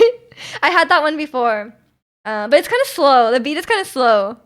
I remember the beat map is not as like super exciting. If you know any like really fun Persona songs, I can try and find those. Yeah, I lost all my old ones, so I can't quite. I think I had like a song list for when I streamed it, so I can probably look through those and see what I can do. But I downloaded a fair few, so I was trying to think of. I was really trying to think of like the genres of music or like what songs would really be fun on Beat Saber. I think even though I don't like listen to them regularly, Imagine Dragons is always really good on rhythm games. Like I was play like Enemy. I think it's fun. Or like the I was playing Linkin Park. They have a new League of Legends song from Worlds last year. That one was really fun. I found a beat map for that and I was playing that. Like the League of Legends songs, like that kind of vibe works really well. Like Gods, the New Jeans song, and the Linkin Park song. The main rapper dude in most Persona games, his name is Lotus Juice. Lotus Juice? He's sick? Okay, okay. Yeah, I don't know that many Persona songs except for the ones from 5. But I'm sure there's some good ones that would work. And, you know, I'm sure the Beat Saber players and the crossover Beat Saber players and Persona players is fairly high.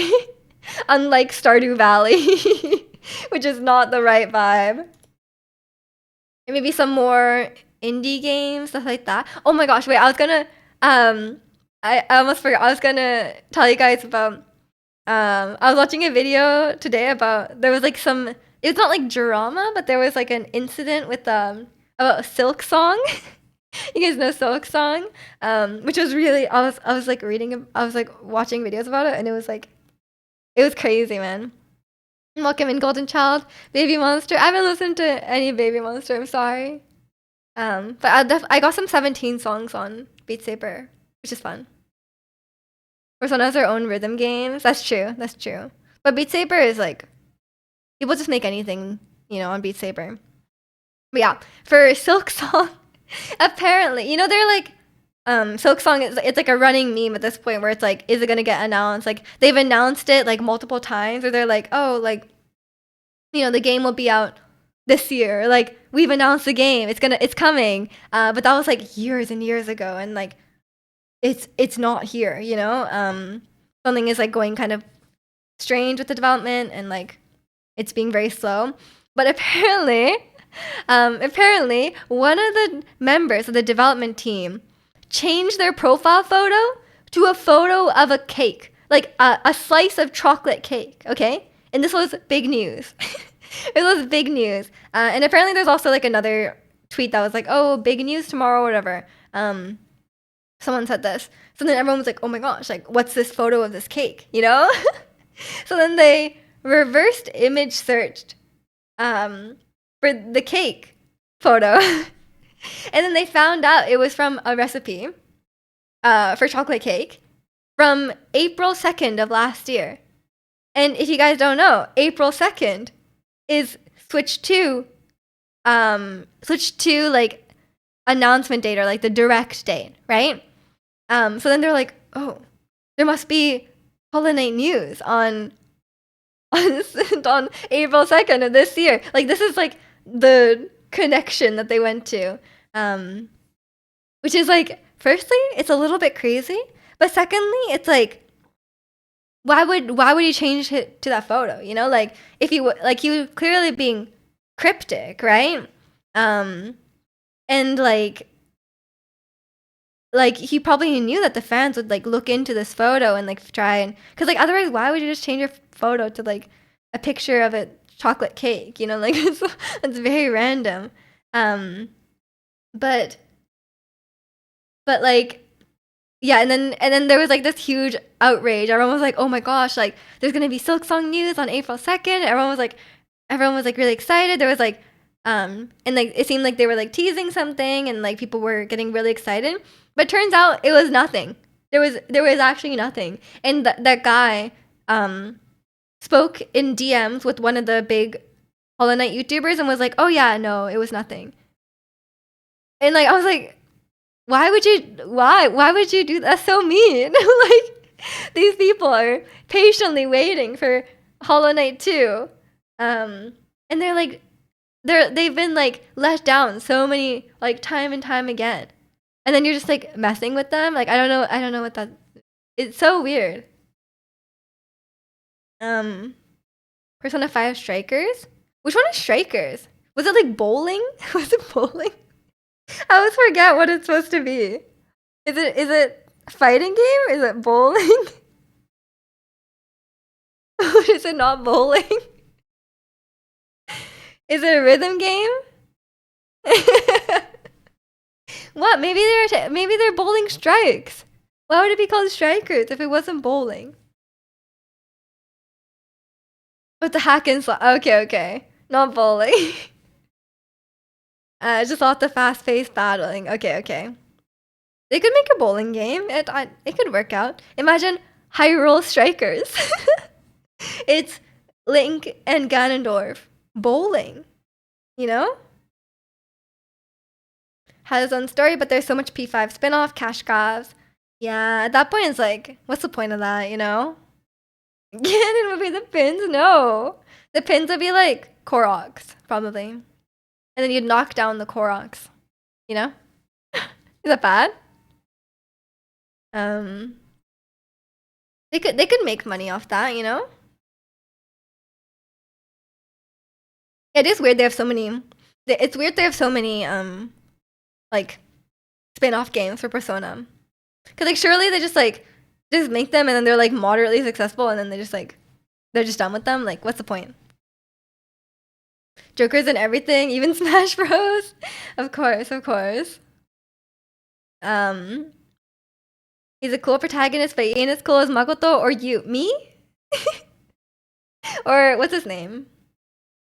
Is his name Yusuke? What's his name? But yeah, he is in everything. But everyone is in Smash Bros, you know?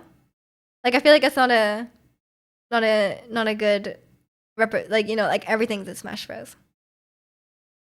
Used from Persona 4. Oh, okay, okay. I was like, am I missing this guy? Yuju. Is that an idol? The evil Miju. That's oh no. Yuju. Oh, I see, I see. Beatza. Oh yeah, no. The evil Miju is Jumi.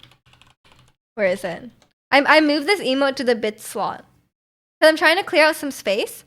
You guys know, I ordered more emotes. I'm so excited for them.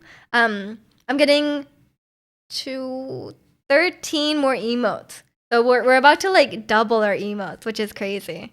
Which I'm very excited for. I basically got ones that I would want to use. I basically got ones like I would want to use, but I think you guys will like them too.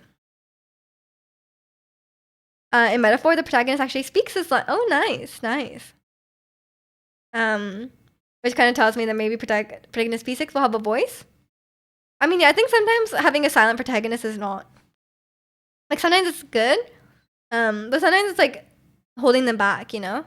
Like, in Genshin, they have a silent protagonist, but the protagonist is clearly not a self-insert character, you know?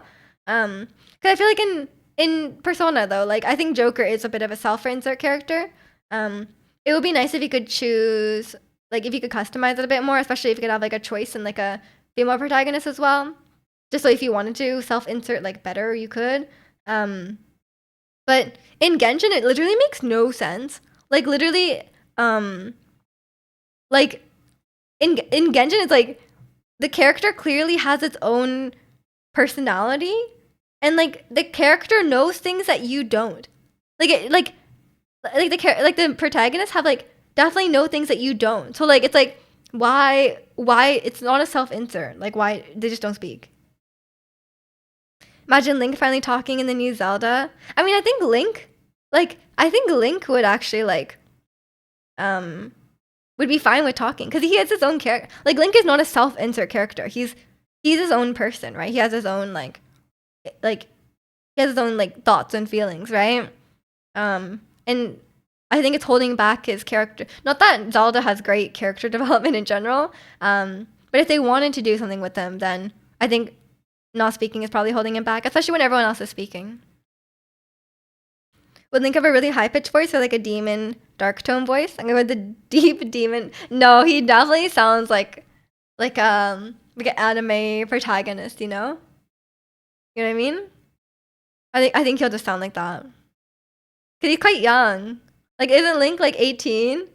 I think he'll sound quite youthful, you know? Like if that's what Zelda sounds like, I feel like he'll sound I don't think he'll be edgy. I think he'll be like upbeat, you know? Oh, he's 17. Okay, okay. I think he'll just be like a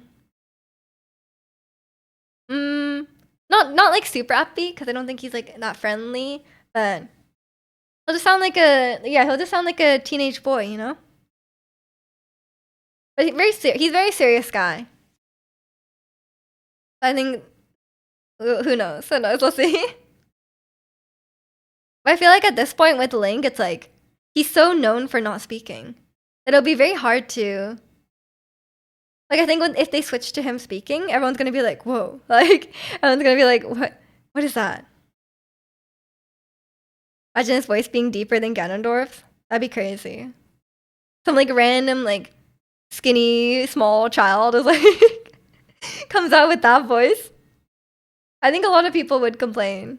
I think that would ruin I think that would ruin my immersion more than him not speaking, you know? Maybe it's like he gets possessed. He gets possessed by Ganondorf's soul and he suddenly speaks it's very low. Or he's like his voice starts dropping like mid story. It starts like cracking, you know? A small elf boy, scary voice. Maybe he starts talking and he's like really mean. he's just like he sounds like really like done with it. He's like, Zelda, come on. Like it's cracking during his lines like with acne. I know. I mean that can happen. That can happen. I think like with the God of War, Atreus was definitely like in God of War 1, he was like prepubescent, right? And then like in God of War 2, his voice was dropping. Like he sounded very different, you know? Um but but Link is a bit old for that, I guess. I don't think your voice is still dropping when you're 17. But maybe if they do like a new era of Zelda games where he's a bit younger, maybe. But like, would you really want to age them down? Like, I feel like you don't really want to age them down, you know? Like, do you really want like a 12-year-old Link? Like, probably not. Probably not. I feel like his age now kind of fits, you know? Like, I think like he's still like a kid, but he's like a bit older, you know? He feels like it's fine. They do whatever they like. I mean, yeah, they do. They do. I'm not sure where they'll go. I have a hard time. Oops, sorry. I have a hard time believing they'll go back to them. They'll go back to like more traditional Zeldas. But who knows? I feel like it might be a while, you know, like we just got Tears of the Kingdom like what last year, but surely they'll have to have one for the Switch 2 at some point. But who knows what they have in mind? Because like yeah, like you said, they kind of just can do whatever they want. But after Breath of the Wild is like so insanely successful and Tears of the Kingdom is so insanely successful, I feel like there'll be a lot of pressure on them to do something at least along those lines, you know? But maybe they just have their own ideas of, or maybe they can take it even further, you know? Like they went open world and then now they're gonna like push the boundaries even more. Who knows? I'm not a game designer, so I don't have an idea, you know? I can only critique what's already there. And welcome in Red Light. We're talking about Zelda right now, actually. Not very K-pop, very Zelda. Talking about video games. Rumor has it that Twilight Princess and Wind Waker is coming to Switch too. Are you gonna pressure me into playing it? Will it? I've never played Wind Waker before, you know. So we'll see. I mean, if Twilight Princess comes, I feel like I have to go to Malomart. Like, will I hate the dungeons? Yes. But will I want to see Mallow? Probably. Like, maybe I just need to see Malomart. Like, I think it's, you know, it's too iconic not to. And welcome in Onion Rings. The shirt, the cardigan. Thank you. I feel like it feels very preppy, you know? How's Link? I don't know. I think he's just chilling. I don't know what he's up to. They're both good in their own right, but like, when's new game? Be patient, girl. It's only been like 1 year. Has it been 2 years? No, it's been 1 year, right? There's a rumor that games will be released for the Switch too. You mean 2? Or you mean like backwards compatibility? I'm almost positive that it'll be backwards compatible. Like, I think it'll be like dual release sort of thing. I was like, Switch 2, Switch as well. I get the Switch 2 at home. True. But yeah, I think I'm not gonna buy the Switch 2 because I think I'm just gonna play it on my Switch 1. Because I'm pretty sure all the games will be for both.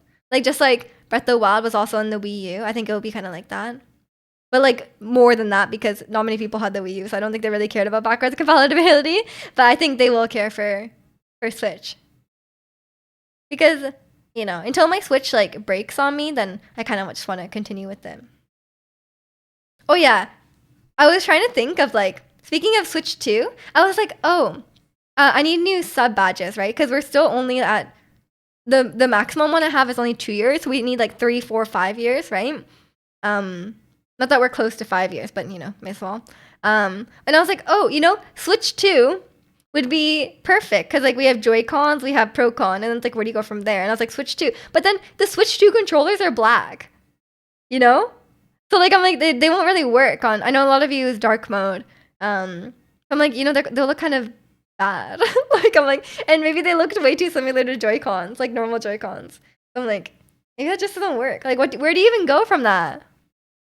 I think it's too simple looking. How would you even put it? Like, should I put a whole Switch on there? Like, should the badge just be the entire Switch? That could work. Like Pro-Con and then the Switch itself. Like a Wii mode. Should I go for a Wii mode? But then how many Wii modes can we have? Are they just different colors? Wii mode, nunchuck, Ring Fit controller. Like, we need 3 badges. There needs to be 3 progressions. Can I make it to one of the special edition Joy-Cons? But I've already done the Pro-Con. That's the thing. Like, do we go Joy-Con, Joy-Con, Joy-Con, Pro-Con, and then back to Joy-Con? Does it really make sense? That's why I'm thinking like the whole Switch would be fun. And then like it's like at least it's like kind of like better, I guess. Like what would you do? I don't know. So a new Zelda game and a new Mario game for the Switch too? Oh, we have no idea. Probably like Mario Kart. But we won't know till April. But yeah, special edition is possible, but you can't see anything like very small. Like a lot of special edition Joy-Cons have like very like patterns and stuff on them, so you can't really like see. Because badges are tiny. Like look at the Procon by Chicano's name. It's so small.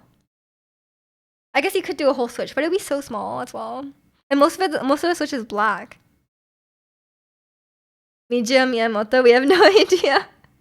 I'll have to ask my dad. Who owns Nintendo. Yeah, I'm not sure where. I just make it, but the Switch 2 is black. This is like doesn't quite work with that. Should we just go like? I was also thinking of like, what if I just redo all the badges? I was thinking like, what if we do like potions, like from Pokemon? Because then you can go like potion, super potion, hyper potion, max potion, full restore. You know, like that kind of thing, like revive. But then there's still not enough things. Like that's what I was like, there's still not enough things. Like, because I feel like there needs to be quite a few. So I was like, that doesn't work either. There's not enough potions. Unless you add in stuff like water, like, you know, the fresh water, like that kind of thing. But that's kind of weird as well. Maybe Miju was the one that he leaked the pics because he kept telling her for years it was coming. It was me. It was me. Don't tell. You can do that, the poses. I know. But I like the Joy-Cons because I love a good Joy-Con. I feel like I back myself into a corner by making the Pro-Con the 1 year. Although it makes sense. The Pro-Con is 1 year, makes sense. But maybe we just like, I don't know. I don't know where to go from the Pro-Con. Should we just keep changing colors? Like, that feels boring as well. You're excited for the Joy-Cons to be a bit large. I think a lot of people are excited for that. I personally don't relate because I have small hands. I think the Joy-Cons are the perfect size, and I think the Pro-Con is too big. It hurts my hands. But I know a lot of people have the opposite problem, so happy for you guys. I also don't think it fits all with your stream, if that makes sense. I mean, I am the potion queen. So it would fit, but like there's not enough things. I wasn't a huge enjoyer of the Switch handheld. I was. You're just holding a thin rectangle. It's okay. I think it can be like it can kind of feel like it sometimes feels like the Joy-Cons might like bend off. You know what I mean? Because if you're holding it like if you're holding it like without you have to put your hands here. If you hold it just like this, it feels like this could. It feels a bit shaky. Maybe it's just because they're older. Like the connection just doesn't feel.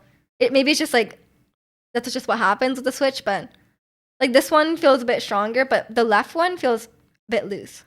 And I know a lot of people have problems in the long run if they use their Switch a lot. Their Joy-Cons start disconnecting from the side because it's like the connection is loose.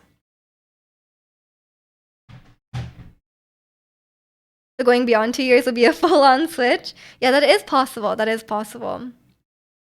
I don't know what else you would even do. Like maybe just a whole Switch.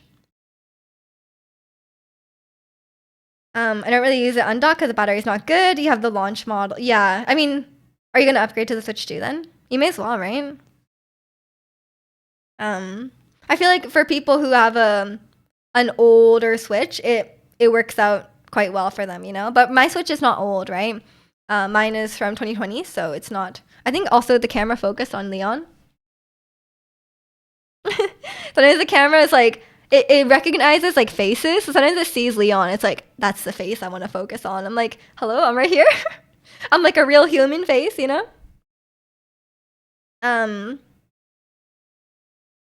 You will be upgrading. Yeah, fair enough, fair enough. You never got the OLED. That doesn't make sense to get it, nor the Switch Lite. I mean, why would you get a Switch Lite when you already have a Switch, you know? That doesn't make sense. But yeah, good waiting for the Switch 2.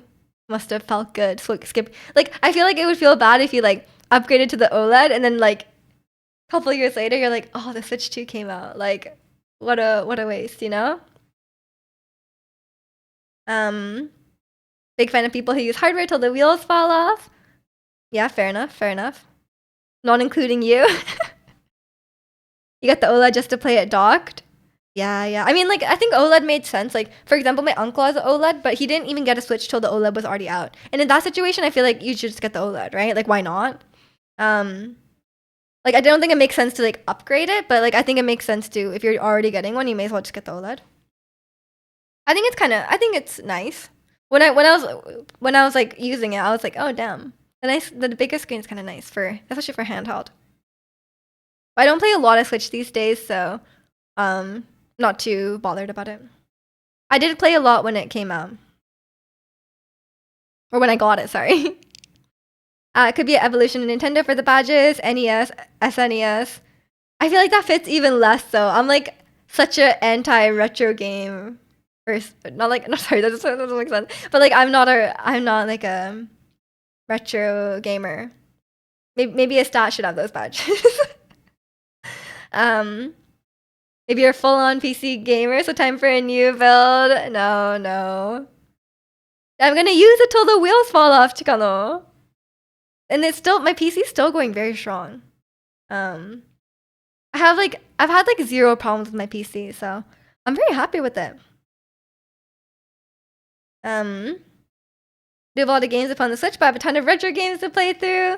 Fair enough. Always a big backlog for sure. Yeah, I don't have a big backlog. Jack and I started playing Played Up. You know, it's like that Overcooked game, but it's kind of like a roguelike. That's been kind of fun.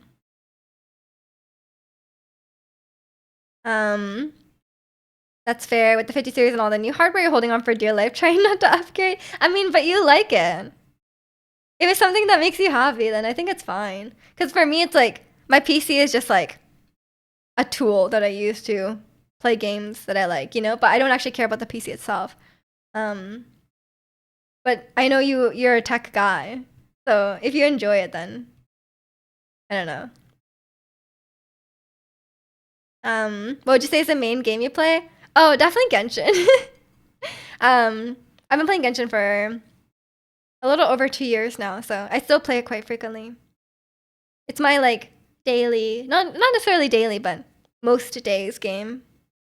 And then I've been playing the game that I've played like most recently, I would say like in a serious fashion that's not Genshin, is Elden Ring. But I even play immersive games on PC. Maybe you should build PCs for other people. Like maybe you should just find someone who needs a new PC and build a PC for them.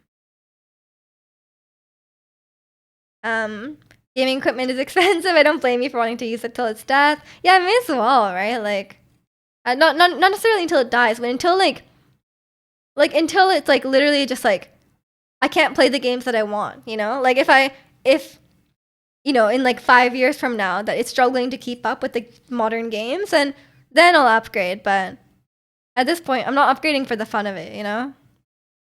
Like, I don't really get any enjoyment for spending money on tech equipment, you know? You bought a $550 modded Super Famicom, but you're happy with it. Exactly. Like, I feel like we all have these things that bring us happiness, you know? Like, if it's something you enjoy, and like what's worth it for someone else is not like what's worth it for someone else is not necessarily worth for you, you know? We all have our things that we enjoy spending our money on, and you know, you don't necessarily need a very strong justification for it, aside from I can afford it and it makes me happy, you know? As long as you're responsible with your money. Don't just buy things for the serotonin boost, you know? But, you know, life's short. You kind of want to get into PS2 JRPG collecting as a hobby and kind of need a modded PS2. Oh, that could be fun. You can't run big new titles anymore on 1660. Oh yeah, that's a while ago. Mine is a 2060. So not too bad. Yeah, I was telling my mom. She was like, "Oh, like," she was asking me about my computer and stuff like that. And then I was like, "Mom, I don't even know." Or like, I know my brother couldn't remember what. My brother built my PC for me, but he didn't remember exactly like what pieces I had and stuff like that. And I was like, "Oh yeah, I never know what it is, but like people in my chat know." Like I literally will be like, sometimes someone in chat will ask like, "Oh, like what graphics card or like what CPU do you have?" And I'm like, "I don't know. Chikano knows." Or like the people who are into that stuff know. But then someone else will answer, and I'm like, it's not even. It's like this is my PC. I have no idea. In this economy, I mean, obviously different people, different situations. Um, spend money on the important stuff first that will keep you alive. It doesn't have HDMI, but has a mod chip. Ooh. You have a Strix 2060 and a 5600X CPU. Exactly. See, look. But yeah, I mean, I'm happy with my PC. It holds up. And then once it stops holding up, or if it breaks or something, then I'll just get a new one built. I think if I get a new one built, I want a different case. Because I saw my brother's new case, and I was like, wow, his case looks so much cooler than mine. I was like, damn, I kind of want, like, if I get a new PC, I want like a cool looking case, you know? But it's okay. It's okay, I'll just wait. Also need to get a new case. Yeah. Mine doesn't look as cool as my brother's. So I was like a bit jealous of that, you know? Because I wanted a white case. And like at the time I was looking, like not like if you go on like Newegg and you look at all the cases and then you filter it by not black, it's like removes like 95% of them. And I was like, damn, like everyone, like all the gaming stuff is like black with like a red RGB, you know? Which is not really what I wanted. So I had like a lot less selection with the white cases, but now there's a lot of cool white cases. So I'm like, damn, I miss my window for this, you know? Steal his brother's case. It's just like, I don't think a case is something you can steal so easily. Everything is like connected to it. But yeah, now definitely next PC, I'll get a different case. Then this app so you can scan a foreign language and translate into English on your phone. Like Google Translate. Google Translate does that? The one I'm currently eyeing on is white, so it's one of your options. If it's really cool and cute looking, then tell me what it is, and I will consider it for my next one as well.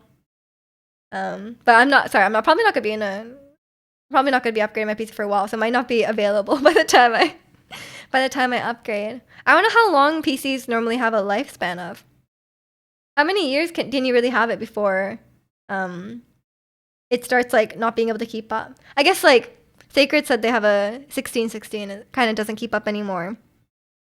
I don't know how old that is. Because my PC is not that new anymore. It's like 4 years old now. So maybe it has another 4 years in it. Really? Only 5 years? There's no way. That's so short. Because I have zero trouble running anything on my computer right now. Like even like like I'm playing like I guess I don't really play like very intensive games, to be fair. But I feel like I'm not really held back by my PC specs, you know? I think I'm only like at this point I'm 2 generations behind, right? 3? Are they in 50 series? Or maybe I'm 3 generations behind. I have no idea. I guess I don't really play anything like I feel like I don't really play anything too intensive. Like it's really just like Elden Ring. You've had your current one for 6 years and it's fine. I mean, yeah, 6 years sounds totally fine to me because I'm at 4 and it's like it runs great. That's just a baseline because newer parts will come around those times. I mean, doesn't those sales happen every year? What's the 5 years here? Are you just saying after 5 years you feel tempted? That's what I'm saying. Like if you aren't playing like Indiana Jones and like 4K max Indiana Jones, what? Is that a new game? Most PCs can run everything fine. Yeah, exactly. Like I feel like my PC is gonna run everything for at least a few more years. If not like 5 more years, you know? Like if I'm just playing like Genshin and like Elden Ring, you know? Like even Elden Ring is not like that intensive, you know? Because if it's just 2 years, then it really isn't a need to buy newer parts, as it will mostly run the same. Oh, I see, I see. That makes sense. I feel like for me, it's just like if I notice it struggling.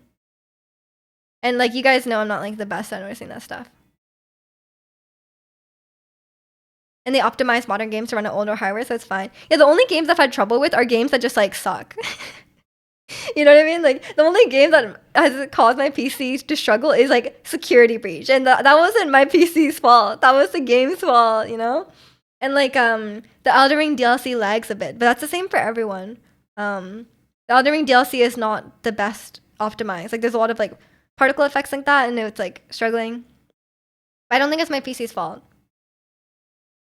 Plus the 50 series embargo is over, and the 5090 is good, but it's not like light years ahead of the 40 series. I mean, that's kind of how things go, right? As technology gets more and more advanced, the difference between each generation becomes smaller. That was still funny. I mean, yeah, it's definitely it was an experience. It's definitely an experience for sure. You're still rocking the 1070 Ti. Do you feel like it still runs everything fine? Like, I feel like it doesn't seem... Because, like, mine's only one generation ahead of that. Because 2060, right?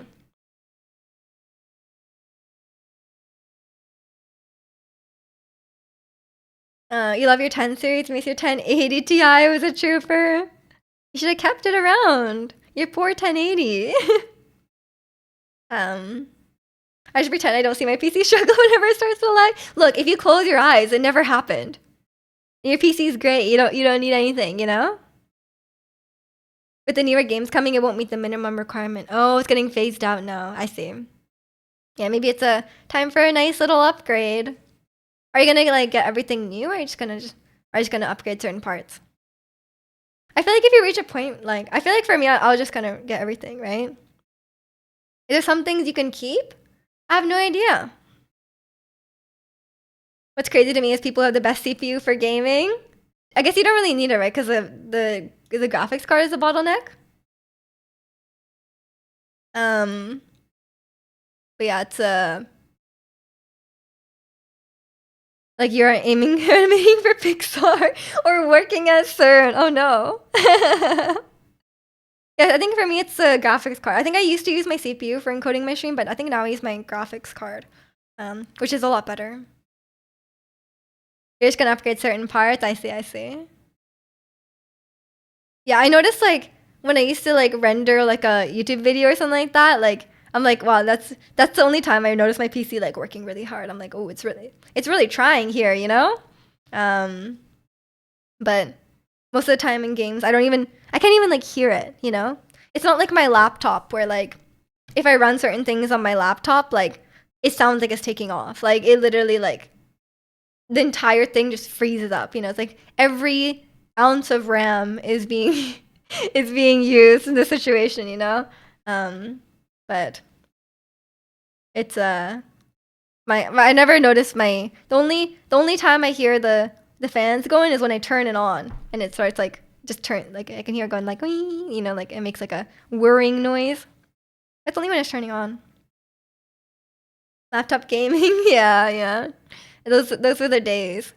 I used to you guys know I used to game on my MacBook Air. I used to play Sims on my MacBook Air, and then I would I couldn't make houses that were too big because I couldn't put too many like items in like one build because my computer wouldn't handle it. But to be fair, The Sims is like what 2014. It's not the most like intensive game.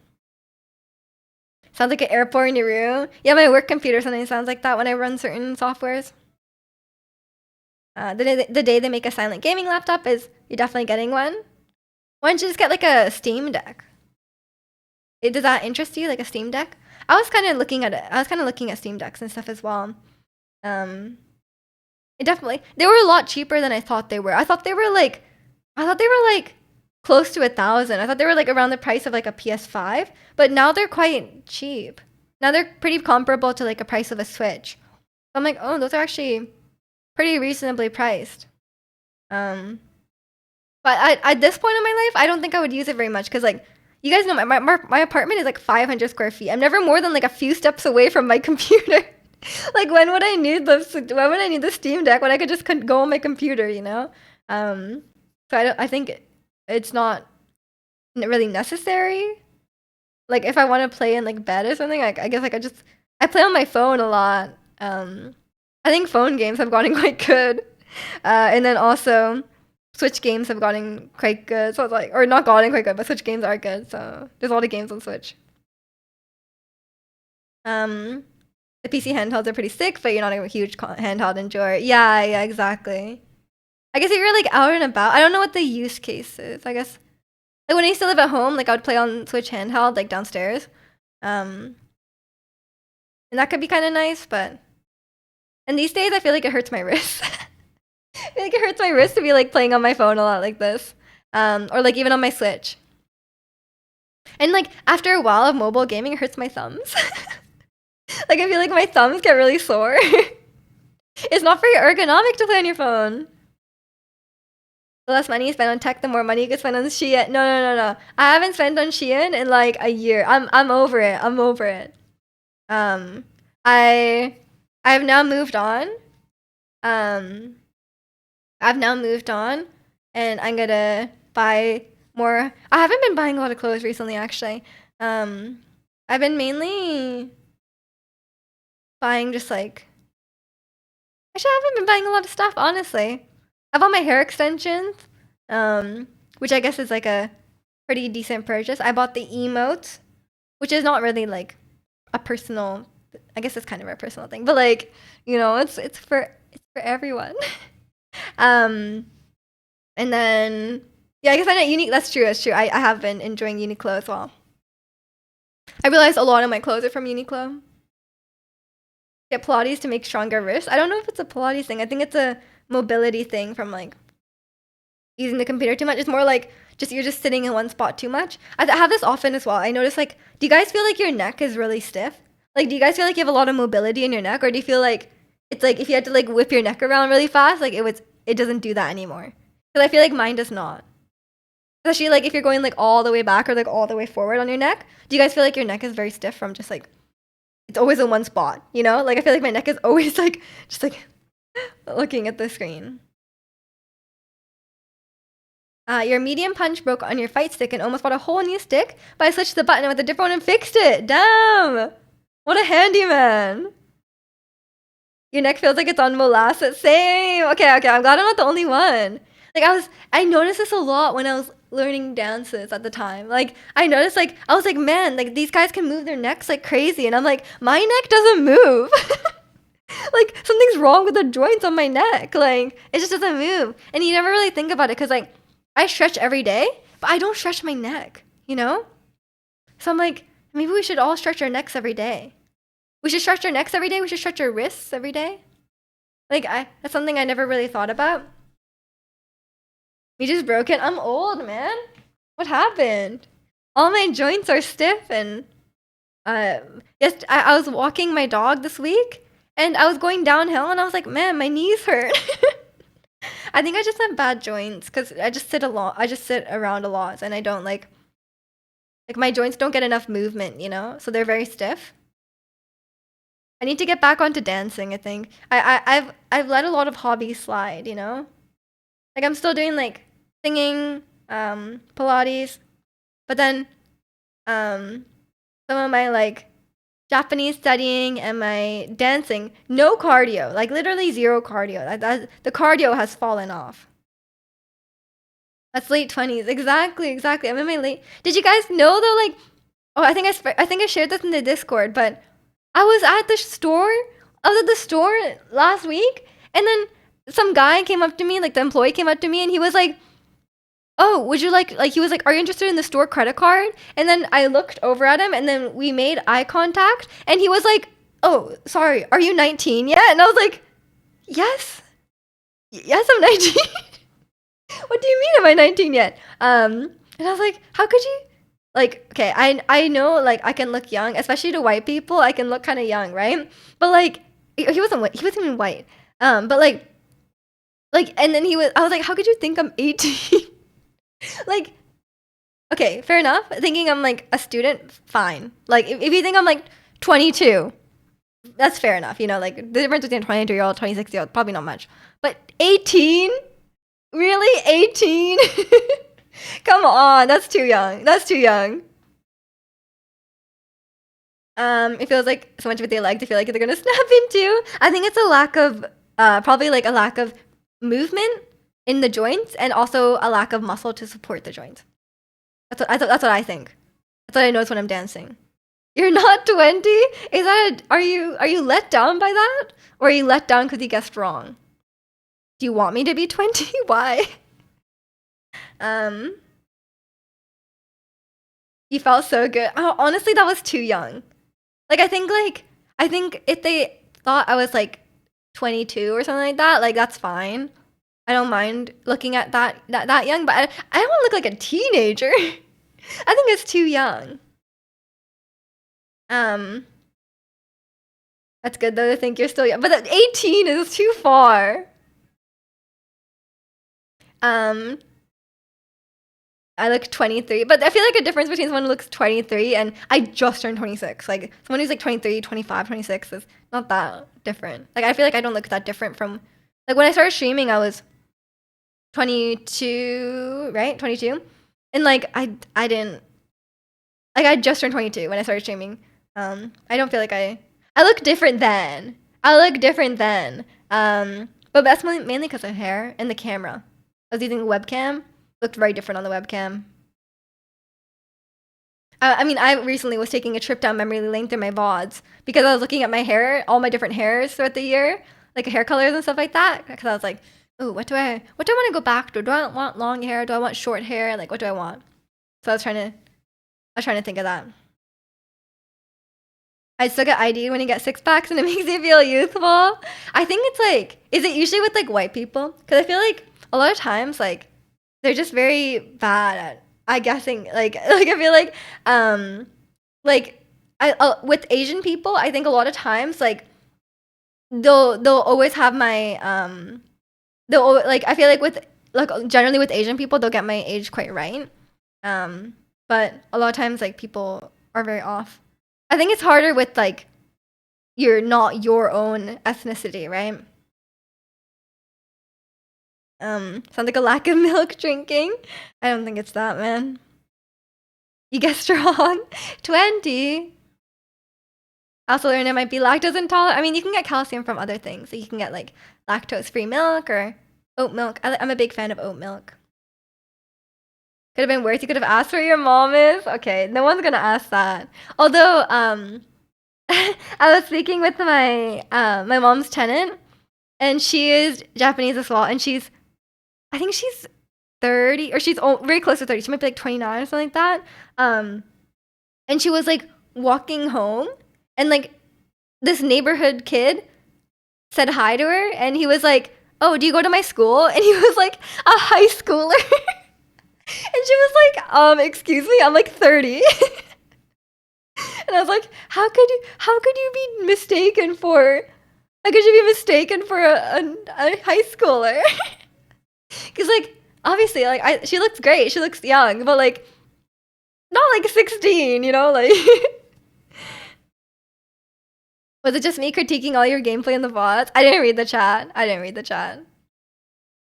Um you haven't been ID'd in 7 years. The store says they ID people who look 22? That's really young. Usually they say like don't they say like 30? Just for like a margin of error? Because people are really bad at guessing ages. Like overall, like I think guessing ages is quite hard. It depends who you are. Like some people really look their age, but some people look younger. But like I don't know.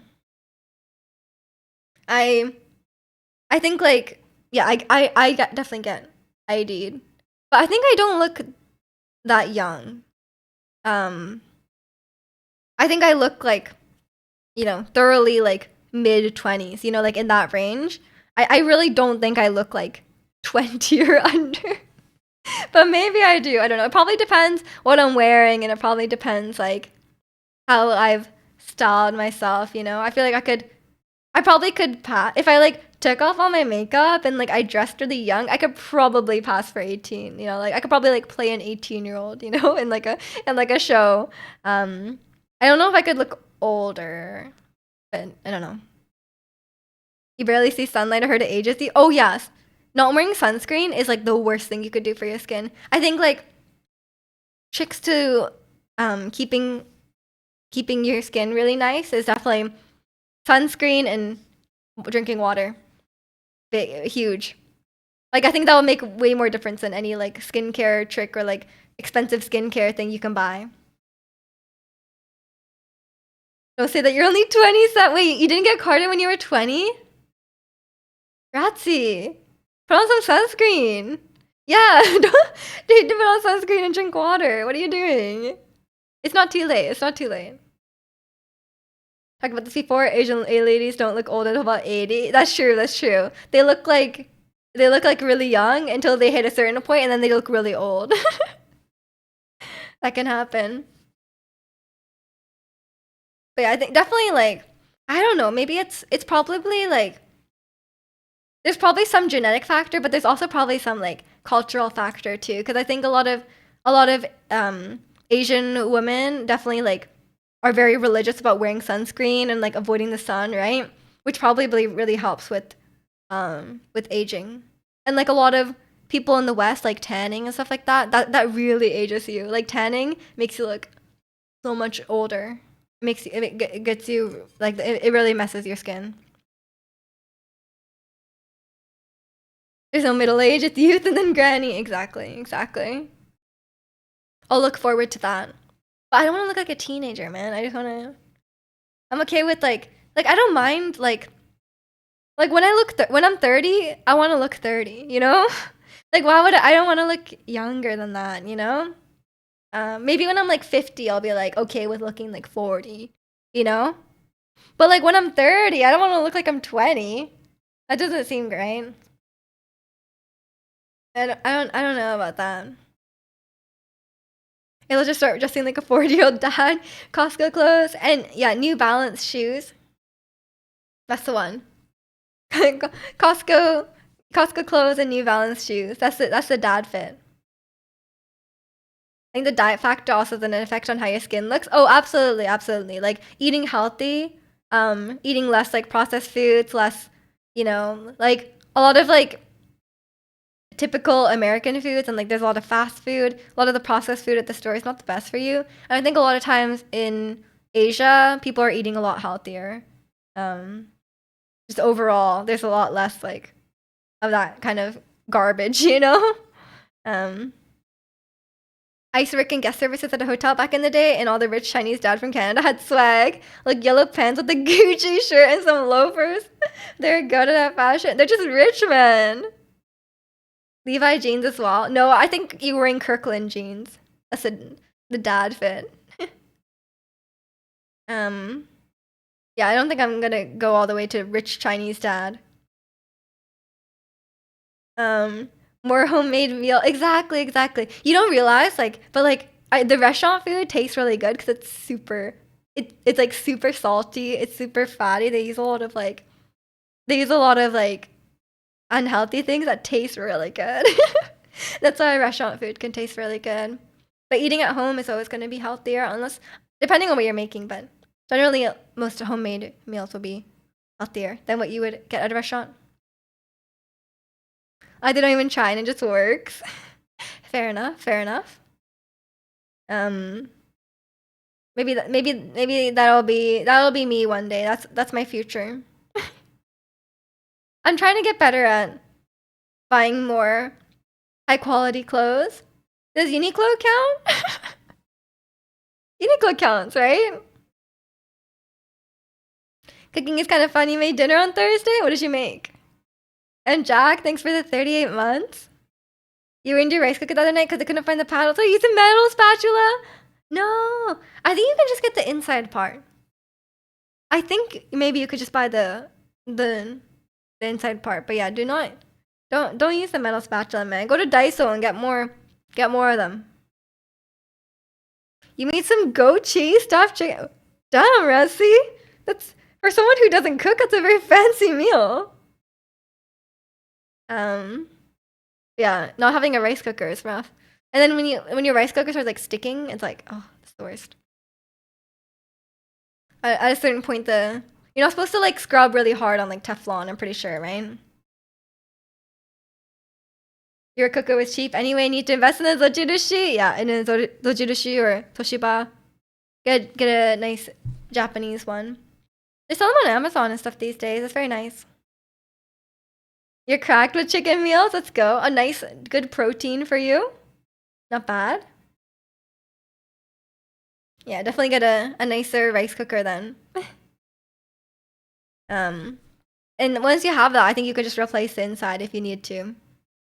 Yeah, I think mine might be Toshiba. It might not be Zojirushi, but it's very nice to have like I use that timer setting like all the time. Where it's like have my rice be ready at 5 and it's just like that's it. What's your go-to breakfast? I would say cereal is usually my go-to breakfast. But also I like toast. I like toast. I have very simple breakfast. And then I just eat lunch early. Or I have like a little snack. Because usually I'm just like, you know, I don't have too much time in the morning. I want to wake up early and make like a fancy breakfast, you know. You ever cooked a meal in a cooker? That looks cool. You know, did make a whole ass gyudon in one go? No, I know you can cook like I've seen people put like you could put like a fish in it and stuff like that. And then you can like steam the whole fish in there with the rice. And like that looks so good as well. And I'm like, damn, I kind of want to do that. I've never made a meal though. The only thing I've made is like okayu, like konji. But there's like settings like have you ever looked at the instruction manual for the rice cooker? It's like make yogurt, and I'm like, what? Who's making yogurt? But I guess you can make yogurt in the rice cooker. You can make like cake. I was like, damn, like I can make all these things. I never tried. Maybe I'll have to give it a go. Smeg rice cooker when?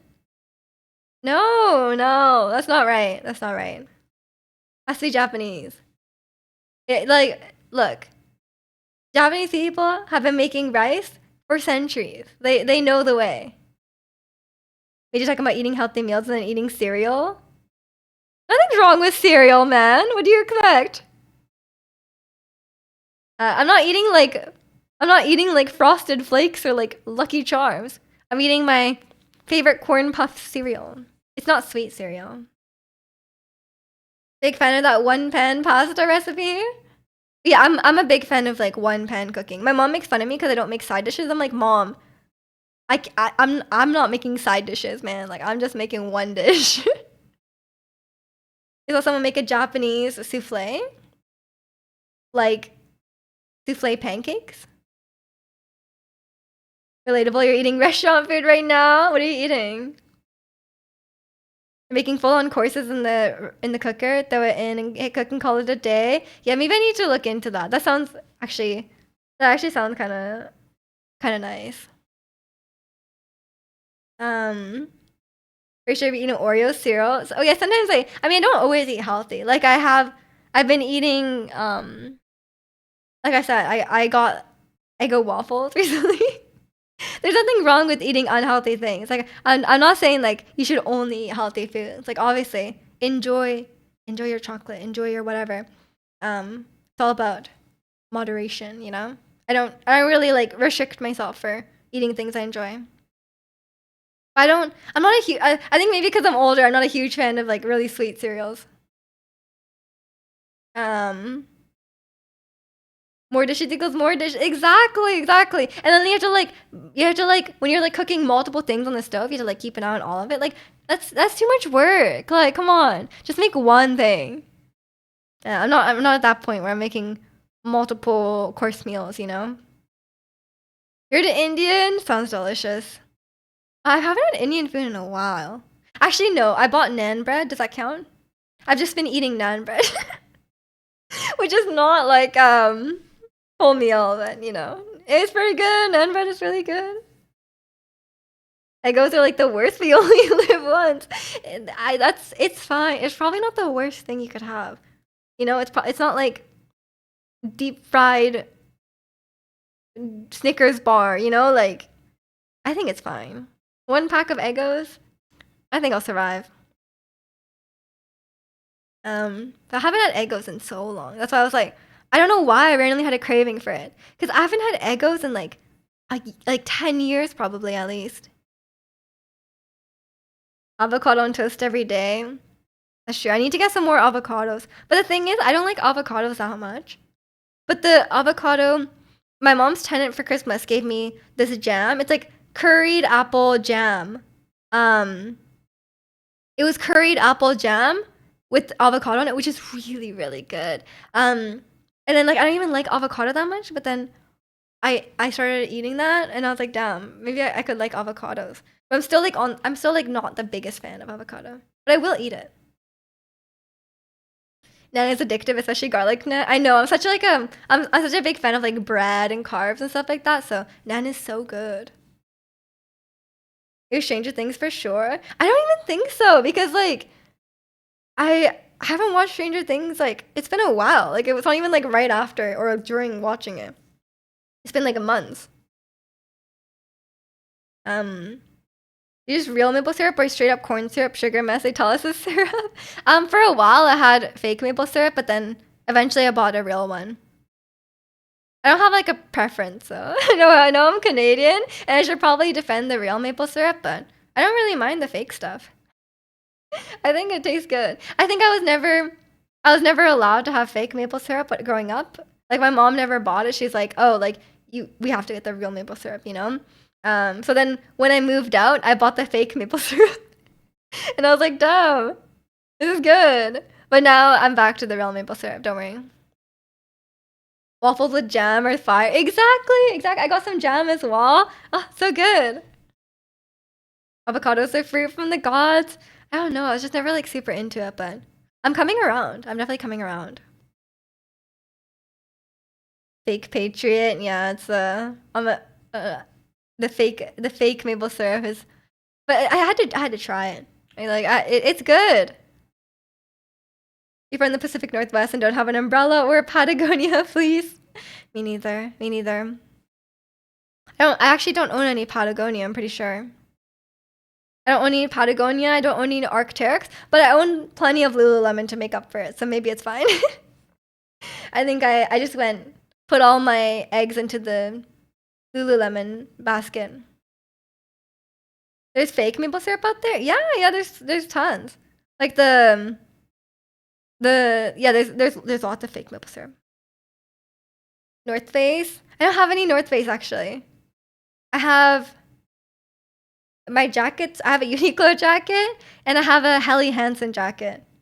I don't have any North Face. I think North Face is cute though, but they're kind of expensive. I have enough jackets now though, so I don't really need more. I got a rain jacket as well, so I don't really need more.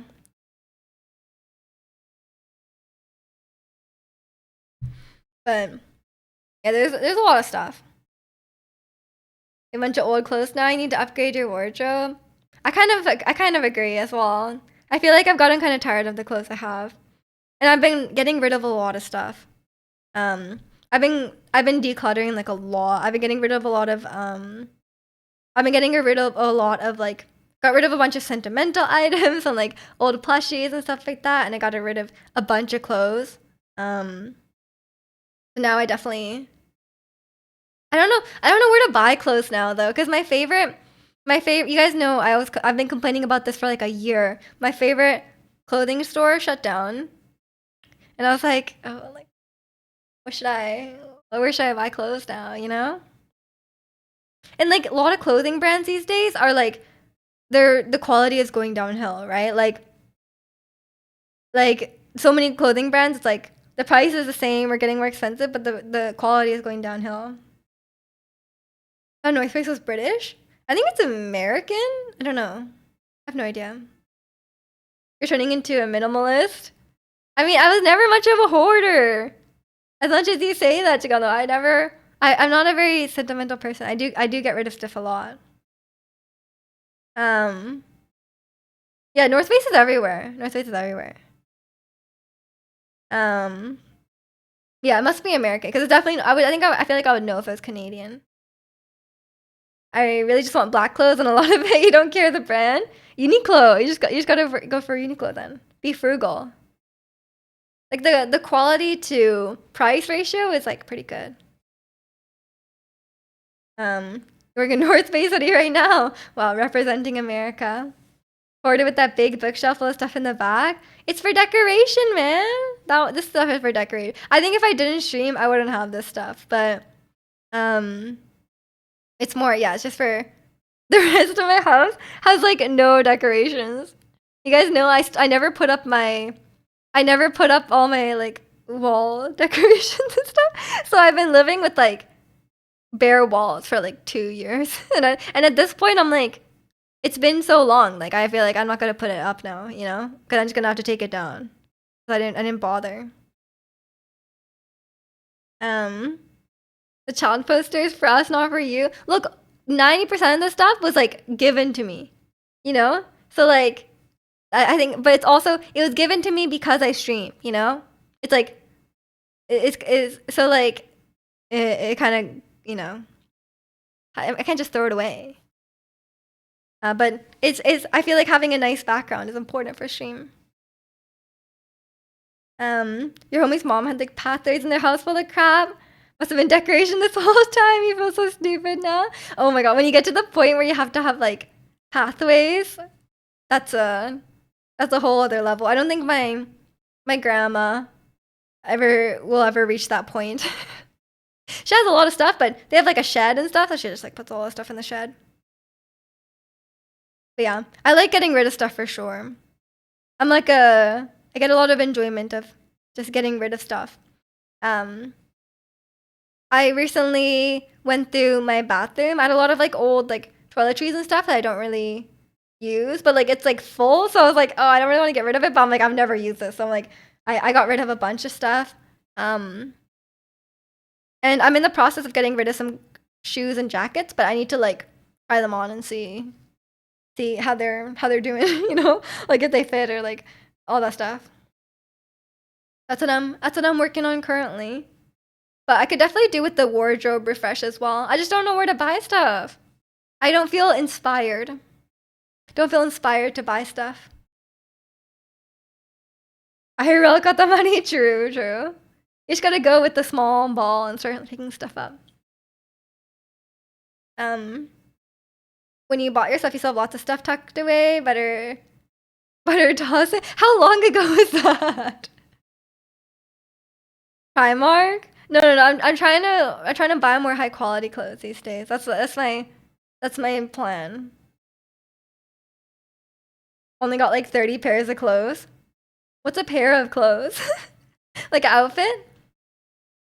My mom asked if I want to donate t-shirts with holes in them. I tried to convince her I needed them all. No, if they have holes in them, get rid of them. You know, you don't want to wear that. Like 5 years. Okay, I can't even make fun of you for that because of my wall stuff incident, you know? Like I haven't had all the stuff on the wall for a while. Um when if I buy a condo, I'm just gonna have a futon desk set up and a closet for your clothes. Yeah, fair enough, fair enough. I mean, at this point, like I have a fair amount of stuff, but my apartment is not that big, so I can't even fit that much stuff in it as well. Maybe M&S. I'm okay. I'm just struggling to find like a place where, you know, I like the clothes and then also that the quality is good, you know? I'm trying to find some stuff.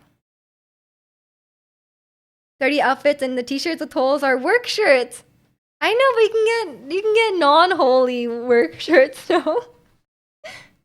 30 outfits is pretty decent. It's a struggle to let go of the clothes you like even if they have holes in them, but it feels good once you get rid of them, you know? For me, I like being ruthless. I'm like, I haven't worn this, I gotta get rid of it, you know? I'm not gaming on my TV. It's just on for white noise most of the time, so it's kind of scary. I mean, I have like a YouTube video playing on my phone or computer like at all times as well. I don't like the silence either. You don't want to be alone with your thoughts, you know? Like you just gotta have something constantly stimulating. Only shirts I won't get rid of are my concert t-shirts. I thought that for a while too, but I eventually got rid of them. Because I'm like, I'm never gonna wear these. Like, especially, it's like, what are you gonna do, you know? I think once enough time passes, you can get rid of it. But some people are more sentimental, you know? Like, I think it depends how sentimental you are. Because for me, I'm definitely not that sentimental about items. So I'm pretty ruthless at getting rid of stuff. Bought a t-shirt early last year. It's a rag already. Clothes aren't the same quality anymore. I agree. I think it's just like the price of stuff has gotten higher, right? Like I think it's just like, you know, like manufacturing costs and stuff are going higher. So like the price, the quality of thing you get for the same price is like less now. Like the quality is just much worse. I thought it was an NA way of saying a button-up shirt. No. You order frames with them so you hang them up in your spare room. Yeah, I think that's a great way as well. Like when people talk about like decluttering and stuff like that, it's like, oh, if you have sentimental items, if you can't like display them, then just get rid of them, you know? If they're just like, if you're just like keeping them around like in a box, there's no point, right? But if you're like, if you find a way to display them, then that's great. And welcome in Star, hope you're doing well. We just headed in the right direction. At least you'll be an old granny with no hoard. I'll be an old granny with a cute stream background. Yeah, but the storage issue I'm having now is my cosplays. I think I need more like cosplay, like I think I need more storage boxes or something like that. To be able to store all this stuff. I might need to get more boxes. Cause I got a box a couple of years ago, but now the box is full. So I don't know what to do with it now. I have to figure it out. And a bunch of Lucas walking around. Maybe. How many do you have? I don't even know, Angel. Should we count? Zelda? It will be in the channel points list. Yeah. Hu Tao, Zelda, Xiangling, Scarlet Witch, Barbara, Kaiza, Nimona, Farina, Tifa. Do I have another one? That might be it. So 9, maybe 10. They were listed. Yeah, they're listed in the cosplay stream list. So it's actually quite a lot, and they take up a lot. It depends on the cosplay. Onion. It's like some of them are quite big. Like the Farina one is kind of big because she has like a huge bow on like the back. And some of them are quite small. Like for example, like the Scarlet Witch one is like literally just like a swimsuit. The only thing that takes up a lot of space is the shoes. So like some things are small, some things are big. It really depends. And then like the wigs and stuff are a lot. Ada Wong, right. My unofficial Ada Wong cosplay. A cosplayer home, but no cons IRL. Me too, and also diving. I thought about that. I was like, man, some of these would be fun to wear to a convention, but like, yeah, I'm scared. You guys know that's my greatest fear. Going to a convention, being surrounded by weaves, and then being in a cosplay where like people are trying to like talk to you, and like people are like, wouldn't people like ask for photos and stuff like? And then like people would try to like touch you probably, right? Like cuz like I know a lot of cosplayers, especially female cosplayers, have like issues with like people will like just cuz they're in cosplay, people will try to come up and like they will like well, firstly, a lot of these people may not maybe kind of weird. There might be a higher concentration of weird people. And secondly, like I feel like as soon as you're in cosplay, a lot of people will like ignore your personal space just because you're in a costume and just because you're representing their favorite character or whatever. And like that kind of stuff kind of goes out the window, you know, like they kind of just forget, which is also terrible. I do not want that. I would see so many like cosplayers like giving like PSAs like, hey, like don't touch us, like don't come up and like like like just ask before you like take a picture, or like come up and like don't like come up and put your arm around us, like don't be weird, put me on Fear Factor. She has to attend to Anime Con, she'd lose. I would. That's my greatest fear. The antisocial nerves kick in. I think I just don't want like that many people like approaching me, And like I think it's just like the higher chance of like people being weird. I think if I was just attending like non in cosplay, it would be fine, because like I think not many people would like, no, I don't think anyone would try to like talk to me or anything like that. But I think if you're in cosplay, it would attract a different attention. So you have to be at Anime Con. All cons are infested with weaves now. Even Evo has weaves everywhere cosplaying. That's random. Are they even cosplaying? Are they cosplaying like fighting game stuff, or are they just cosplaying? Are they like Genshin cosplays? I feel like you have to say "Don't touch us." It's not a con worth going to, but I think it's all of them, Angel. I think it's just like there's just such a large collection of people, right? And some of these people, just because there's so many people, some of them will be like weird, or like some of them will be like not understanding of personal space,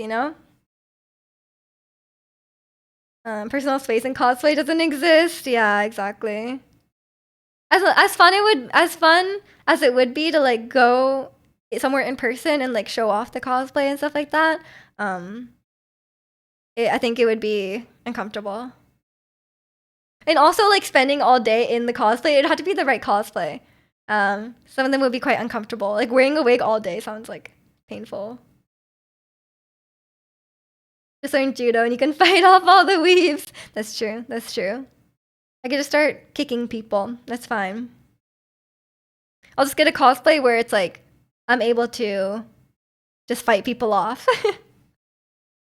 And yeah, it depends. It depends what the cosplay is. I think some of them would be more both physically comfortable and like comfortable just being in public with. Because sometimes cosplays can be like quite like revealing.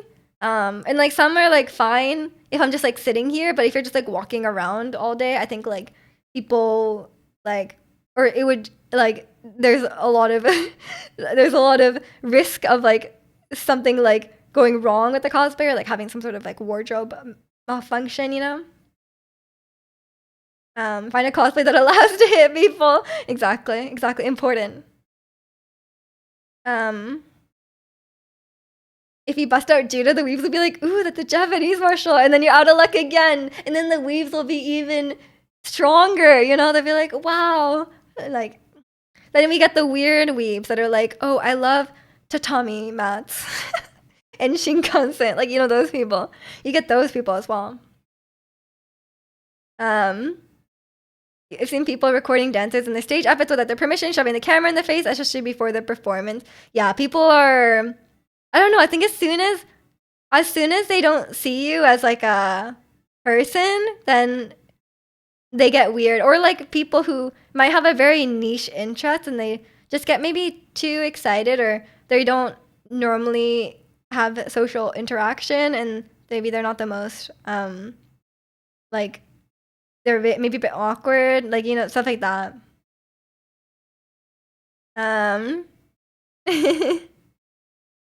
Welcome in, Ruska. Hope you're doing well today. Not the weebs. You just can't win with weebs. You just gotta face it. Yeah. What can I do? I'll just pretend I'm not Japanese. How about that? I'll be like, what? What am I talking about? I'm not Japanese. Maybe that will work. Or maybe I'll just cosplay something so antithetical to weebs. Like I don't know. What's like the most I'll cosplay as Kratos. How about that? And welcome in, Bunny. Hope you're doing well today. British accent and top hat. What? Tell them something real. I'm from Wisconsin. Yeah, I'll tell them that. Cosplay John. Wait, that'd be sick. Wait, wouldn't that be so cool if I did a John Wick cosplay? That'd actually be cool. Mito's cosplay would go hard. Bald. You finally would get bald Miju. You guys have been dying for that.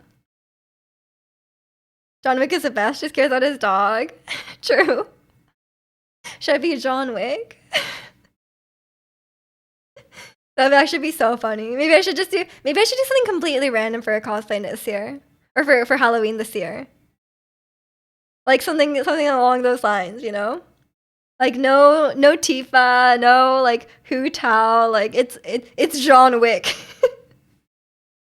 Isn't it a staple where a dog gets killed in most of his movies? Is that true? How many dogs does he have? Poor guy.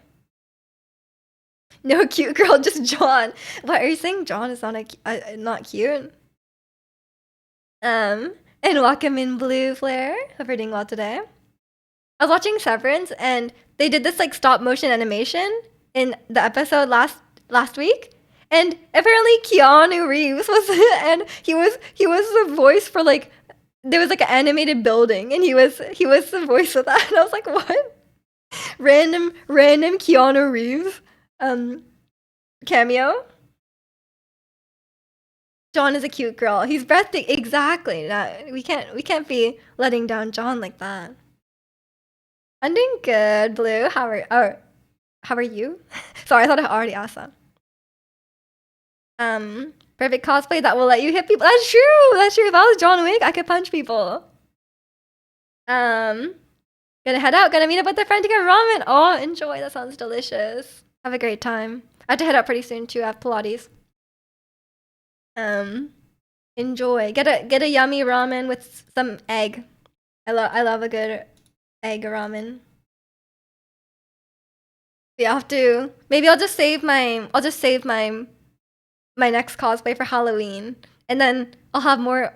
Maybe I can acquire more storage by then. You know.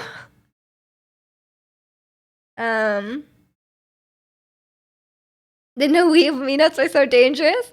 You gotta be prepared. You gotta be prepared. I'm jelly. Yeah, I'm jelly of ramen too. That sounds delicious. Do you dress up for stream or do you go to Pilates dressed like that? I'm wearing my Pilates leggings right now because I just didn't want to change them. But I'm wearing a sports bra, so I guess I'm like kind of ready. Because I was like, you know what? I may as well wear my sports bra because then I could just put something on and then go. But I'm not gonna wear this. This is not workout clothing. This is like a cardigan.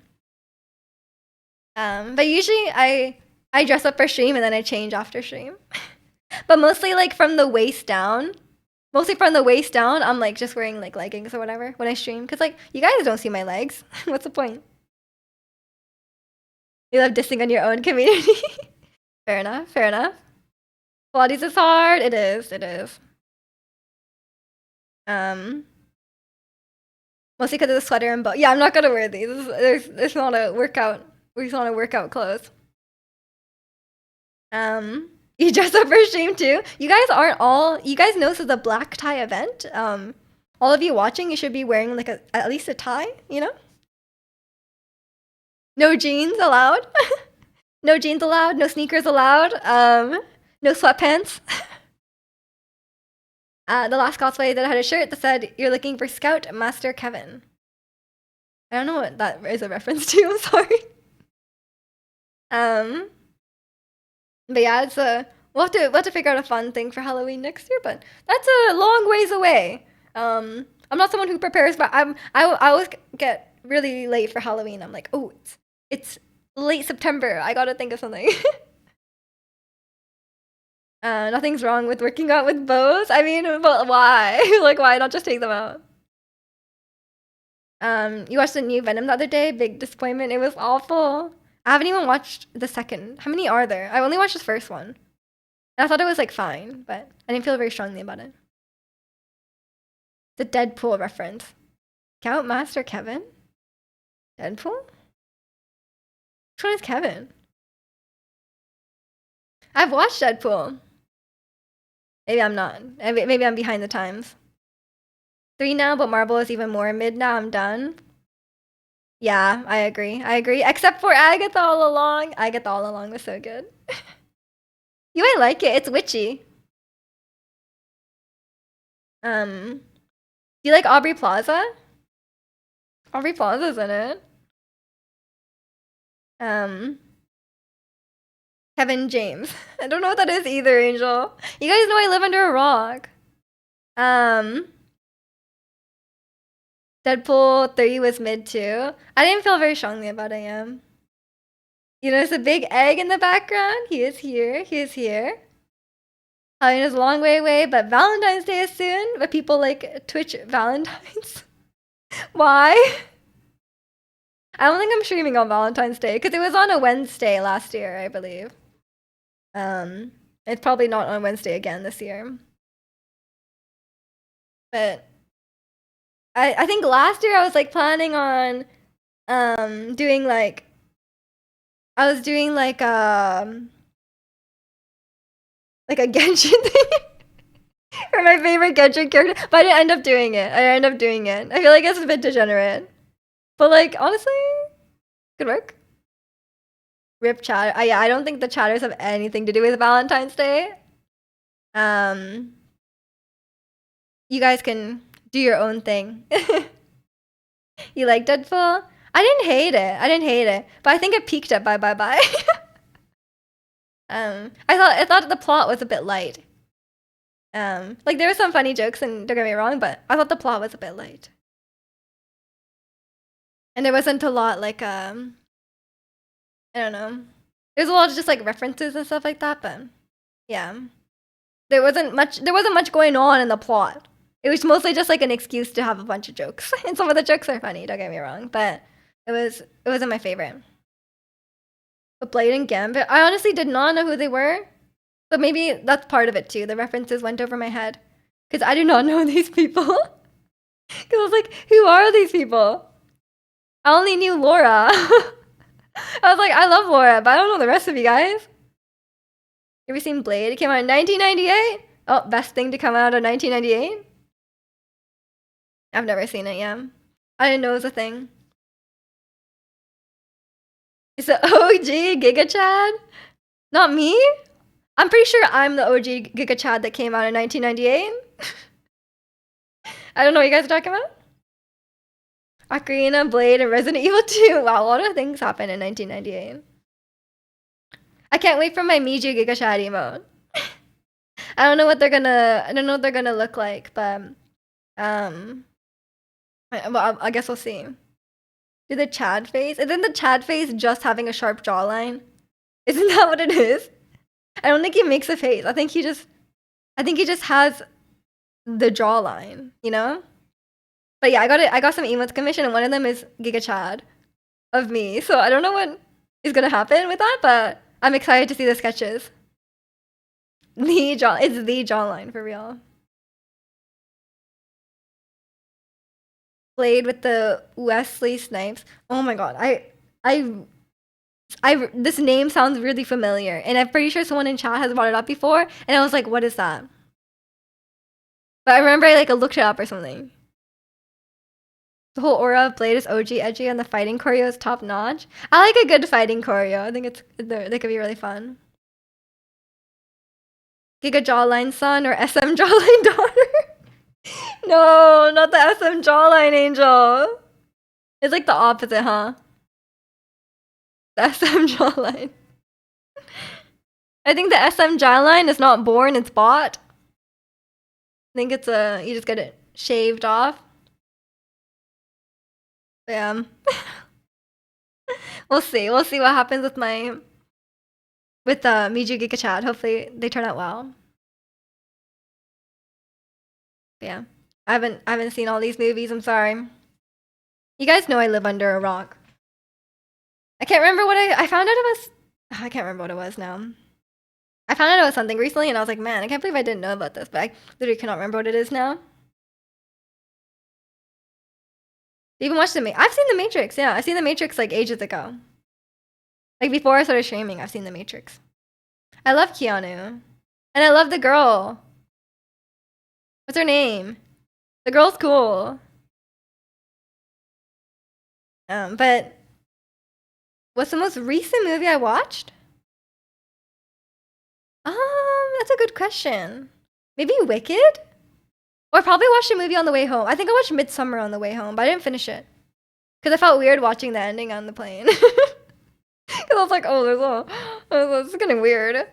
But I love Florence Pugh.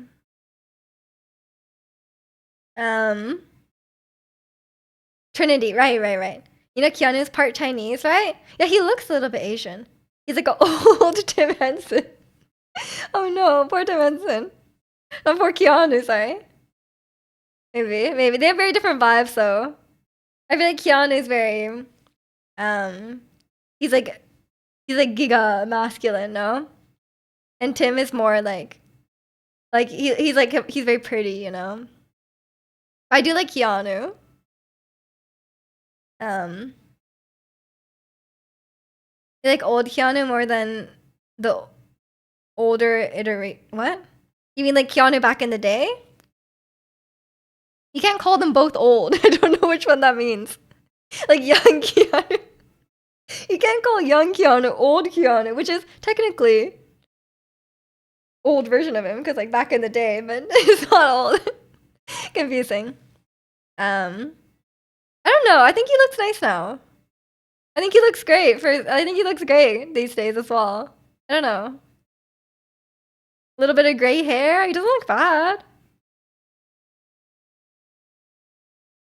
But yeah, I should probably get going. I have to go to my Pilates and hopefully I don't get destroyed today.